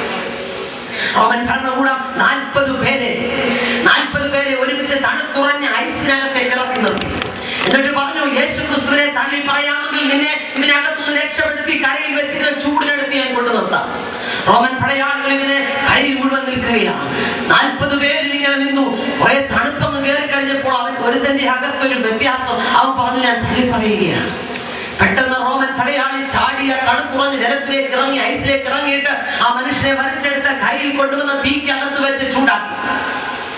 ഈ റോമൻ പടയാളി തീരെടുക്കുന്ന ഈ മനുഷ്യനെ കൊണ്ടു നിർത്തിയിട്ട് തണുത്തുറഞ്ഞു നിൽക്കുന്ന വെള്ളത്തിൽ ഐസിൽ കിടക്കുന്ന ആ മനുഷ്യരെ എല്ലാവരും നോക്കിയപ്പോൾ അദ്ദേഹം കണ്ട കാഴ്ച എന്താണെന്ന് അറിയാമോ? 40 കിരീടങ്ങൾ സ്വർഗത്തിൽ നിറങ്ങി വരികയാണ്. 39 പേരുടെ തലയിലും അത് സ്ഥാപിച്ചു. 40ാമത്തെ കിരീടം ഇങ്ങനെ പൊങ്ങുകയും താഴുകയും ചെയ്യുക. വെക്കാൻ ആളില്ല. ഈ റോമൻ പടയാളി വേഗം ആ തണുത്തുറഞ്ഞ ഐസിലേക്ക് ചാടിയിട്ട് പറഞ്ഞു, എനിക്ക് ആ കിരീടം വേണം, ഞാനത് മറ്റാർക്കും കൊടുക്കുകയില്ല. പീഡിപ്പിക്കാൻ നിന്നവർ പോലും രക്തസാക്ഷികളാകാനിടയായത് യേശു ക്രിസ്തുവിനെ കുറിച്ചുള്ള സ്നേഹത്തിന്റെ ആഴങ്ങളിൽ പെട്ടപ്പോഴാണ്. അങ്ങനെയാണെങ്കിൽ ദൈവത്തിന്റെ പൈതലെ ഒരു വേള നീ കൊണ്ടുനടക്കുന്ന വേദപുസ്തകം കയ്യിൽ പിടിക്കാൻ കഴിയാതെ സുവിശേഷത്തിനെതിരെ പീഡനം അഴിച്ചുവിട്ട് നീ ശക്തമായി ദൈവത്തിന് വേണ്ടി നിൽക്കുമോ? ലോകത്തിൽ നിനക്ക് നന്മ തന്ന, നിനക്ക് വേണ്ടി അവസാനം രക്തം വരെ ഊറ്റുന്ന ആ കർത്താവിനോട് നിൽക്കാൻ നിനക്ക് മനസ്സുണ്ടോ? അനേക രക്തസാക്ഷികളായപ്പോൾ അവരുടെ ഹൃദയത്തിനകത്തെ ചലനം കർത്താവ് വേഗം വരും, അവരുടെ വിശുദ്ധന്മാർ ഉയർത്തെഴുന്നേൽക്കും. കോടാനുകോടി വിശുദ്ധന്മാർ രക്തസാക്ഷികളായവർ ഞങ്ങളെ എതിരേൽക്കാൻ നിൽക്കുകയാ, ഞങ്ങൾ പോവുകയാണെന്നുള്ള ചിന്ത അവരെ ഭരിച്ചപ്പോൾ ലോകത്തിന്റെ ഒന്നും അവർക്ക് വിഷയമായില്ലെങ്കിൽ ഇന്ന് രാത്രി എന്നെ കേൾക്കുന്ന ദൈവത്തിന്റെ ജനമേ, നിന്റെ അകത്ത് ഒരു തുള്ളലുണ്ടാകണം. നീ പോകാതിരിക്കുന്ന രാജ്യത്തെ കുറിച്ചുള്ള അറിവാണ് നിനക്ക് ഏറ്റവും വലുത്. ഒരു രാജ്യത്തെ കുറിച്ച് നിനക്കൊന്നും അറിയില്ല. നിങ്ങളുടെ ഒരു മകൻ അമേരിക്കയിൽ പോയി കഴിഞ്ഞാൽ അമേരിക്കയെ കുറിച്ച് നിങ്ങൾക്ക് പല കാര്യങ്ങളും അറിയാൻ പറ്റും. അതുവരെ അമേരിക്ക എന്നാന്ന് അറിയത്തില്ല ചിലപ്പോൾ. അങ്ങനെയാണെങ്കിൽ നമുക്ക് മുൻപേ ഒരാളങ്ങ് പോയിട്ടുണ്ട്. അവൻ ചെന്ന് ഞാൻ നിങ്ങൾക്ക് വേണ്ടതെല്ലാം ഒരുക്കിയിട്ട് മടങ്ങി വരാമെന്ന് പറഞ്ഞെങ്കിൽ അവനിലൂടെ നാം സ്വർഗത്തെ അനുഭവിച്ചു കൊണ്ടിരിക്കുകയല്ലേ. അങ്ങനെയാണ് പോകാൻ എന്താ മടി? അവന് വേണ്ടി രക്തസാക്ഷിയാകുവാൻ ഒരു വേള ദൈവം അവസരം തന്നാൽ അതൊരു പദവിയായി ഏറ്റെടുക്കാൻ എത്ര പേർ ധൈര്യപ്പെടും? ഇന്ന് രാത്രി സ്വർഗം അതിനു വേണ്ടി നോക്കുകയാ. നിന്റെ ജീവിതത്തിൽ ദൈവം തന്ന സകല നന്മകളുടെ ഉദ്ദേശം അവന് വേണ്ടി നിൽക്കുക എന്നുള്ളതാണ്. ഹല്ലേലൂയ. അവൻ പ്രത്യക്ഷനാകും. നിശ്ചയമായി ഈ ദിനങ്ങളിലൊന്നും പ്രത്യക്ഷനാകാൻ പോകുക. നിന്റെ ഹൃദയത്തിനകത്ത് വിശ്വാസം വ്യാപരിക്കുന്നത് അസാധാരണമായ ദൈവ പ്രവർത്തിക്ക് വേണ്ടി നിന്റെ ജീവിതത്തെ വിട്ടുകൊടുക്കാമെങ്കിൽ ലോകം കണ്ടിട്ടില്ലാത്ത അസാധാരണ ദൈവ പ്രവർത്തി നിന്നിലൂടെ ഈ ദിനങ്ങളിൽ സ്വർഗം വെളിപ്പെടുത്തും. വിശ്വാസമുണ്ടോ? നിന്റെ അറിവേല വേദപുസ്തകത്തെ കുറിച്ചുള്ള അറിവ് നിന്റെ അകത്ത് വ്യാപരിക്കുന്ന ദൈവ വിശ്വാസം നിന്റെ അകത്ത് വർദ്ധിച്ചിരുന്നാൽ പോരാ, അത് പുറത്തേക്ക് വ്യാപരിക്കണം. ഞാൻ ആരെ വിശ്വസിച്ചിരിക്കുമെന്ന് അറിയാവുന്നവൻ, ദൈവം നമ്മിൽ വസിക്കുന്നുവെന്ന് അറിയാവുന്നവൻ, കൂടാരമായ ഭൗമഭവനം വിട്ടുപോയാൽ എനിക്ക് വേണ്ടി ഒരു കെട്ടിടമുണ്ടെന്ന് അറിയാവുന്നവൻ, അടുത്ത് നാം വിശ്വസിക്കുന്നത് പ്രത്യക്ഷനാകുമെന്ന്. അങ്ങനെയാണെങ്കിൽ ഈ ദിനങ്ങളിൽ കർത്താവ് പ്രത്യക്ഷപ്പെടാൻ പോകുക. നിനക്ക് വിശ്വാസമുണ്ടോ? നിന്റെ സകല വേദനകൾക്കും ഒരു മാറ്റം വരാൻ പോകുക. കോടാനുകോടി വിശുദ്ധന്മാരോടൊത്ത് കാഹളത്തിന്റെ ശബ്ദം കേൾക്കുമ്പോൾ ഇരിക്കുന്ന ഇടത്തുനിന്ന് ഉയർത്തെഴുന്നേൽക്കുന്ന ഒരു ദിവസമുണ്ട്. ആ ദിനത്തിനു വേണ്ടിയാണ് സ്വർഗം ഈ ദിവസങ്ങൾ നമ്മെ ഒരുക്കുന്നത്. എന്നാൽ ഓർക്കുക, നിന്റെ അകത്തു പ്രാപിച്ച ദർശനം അറിയാത്ത അനേക ദേശത്തുണ്ട്. മടിച്ചിരിക്കാതെ ദൈവ പ്രവൃത്തിക്ക് വേണ്ടി പരിശുദ്ധാത്മാവ് എഴുന്നേൽക്കുക. നിന്റെ കയ്യിൽ തന്ന ദൈവത്തിന്റെ വചനം അത് സാധാരണ വാക്കുകളല്ല, മനുഷ്യന്റെ വാക്കുകളല്ല. ദൈവാത്മാവിന്റെ നിയോഗത്തിൽ പരിശുദ്ധാത്മാവിനാൽ എഴുതപ്പെട്ട ദൈവത്തിന്റെ വചനം അവിടെയുള്ളതായി നിവൃത്തിയായിക്കൊണ്ടിരിക്കുക.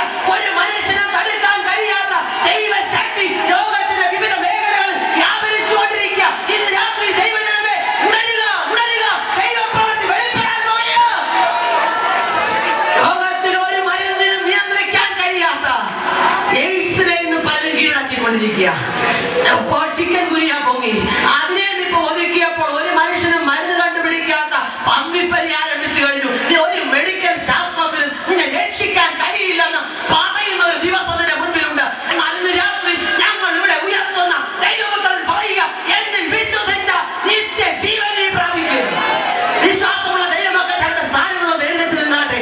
വിശ്വാസത്തോടെ നമ്മുടെ വിശ്വാസം ഈ ദേശം കാണട്ടെ, ഇവിടെ പ്രസിദ്ധമാകട്ടെ. നീ ആരാണെന്നും നിന്റെ ഉള്ളിൽ വ്യാപരിക്കുന്ന ദൈവശക്തി എന്താണെന്നും നീ കണ്ട ദർശനം എന്താണെന്നും നിന്റെ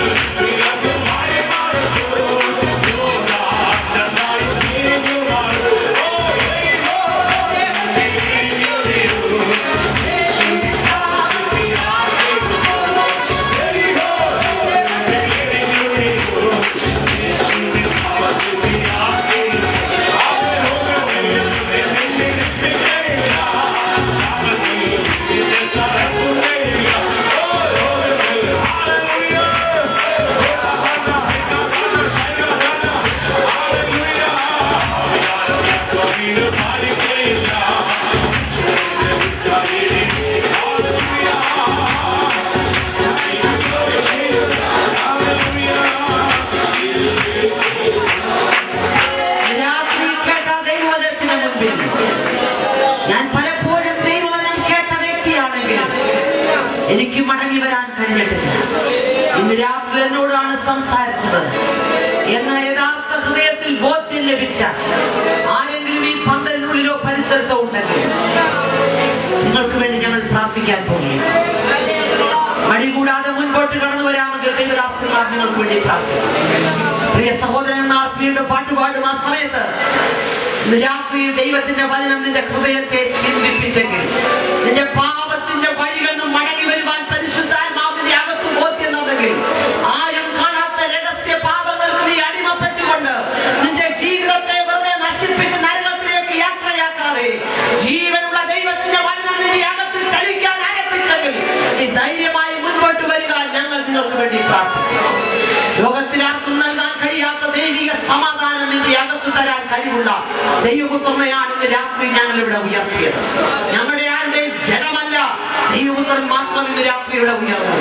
രാത്രി വിശ്വസിക്കുന്ന നിനക്കു വേണ്ടി, ലോകത്തിലെ സകല വൈദ്യന്മാരും കൈവിട്ട നിനക്കു വേണ്ടി, ലോകത്തിലെ സകല മതങ്ങളും കൈവിട്ട നിനക്കു വേണ്ടി, ലോകത്തിൽ സാമ്പത്തിക ബുദ്ധിമുട്ടുകൊണ്ട് ആത്മഹത്യക്ക് വേണ്ടി നാടുകളായി ശ്രമിക്കുന്ന നിനക്കു വേണ്ടിയാണ് ഈ സുവിശേഷ ലോകം ഇന്ന് രാത്രിയിൽ ഇവിടെ കേൾപ്പിച്ചത്. ഒരുപക്ഷെ കാഹളം കേട്ടാൽ ഇവിടെയുള്ള വിശുദ്ധന്മാർ ഇന്ന് രാത്രിയിൽ എടുക്കപ്പെടും. എന്നാൽ നിന്റെ അവസ്ഥ എന്താ? നിനക്ക് മടങ്ങി വരുവാൻ ദൈവം ഒരിക്കൽ കൂടെ അവസരം തന്നു. അങ്ങനെ ഒരു തീരുമാനം നിന്റെ ഹൃദയത്തിനകത്ത് ലഭിച്ചെങ്കിൽ അടുത്ത് നിൽക്കുന്നവരെ ആരെയും നോക്കണ്ട. പരിശുദ്ധാത്മാവാണ് നിന്നോട് സംസാരിക്കുന്നത്. അവൻ ജീവനുള്ളവനാണ്. അവൻ നിന്റെ അകത്ത് വസിക്കാൻ ആഗ്രഹിക്കുന്നു. ലോകത്തിലുള്ള ഒരു ക്ഷേത്രങ്ങളിൽ വസിക്കാൻ ആഗ്രഹിക്കാത്ത ദൈവത്തിന്റെ പരിശുദ്ധാത്മാവ് നിന്റെ അകത്ത്, നിന്റെ ശരീരത്തിന്റെ അകത്ത് വസിപ്പാൻ ആഗ്രഹിക്കുമ്പോൾ പാപം കൊണ്ടും ദുർമാർഗങ്ങൾ കൊണ്ടും നിന്റെ ജീവിതത്തിൽ നശിപ്പിക്കുന്നത് എന്തിന്? രാത്രി പരിശുദ്ധാത്മാവിന്റെ അകത്ത് സംസാരിക്കുന്നെങ്കിൽ മറ്റാരെയും നോക്കേണ്ട, അതിവേഗത്തിൽ മുൻപോട്ട് വരിക. നിങ്ങൾക്ക് വേണ്ടി ഞങ്ങൾ ഒരു അവസരവും കൂടെ നൽകുകയാണ്. ദൈവത്തിൽ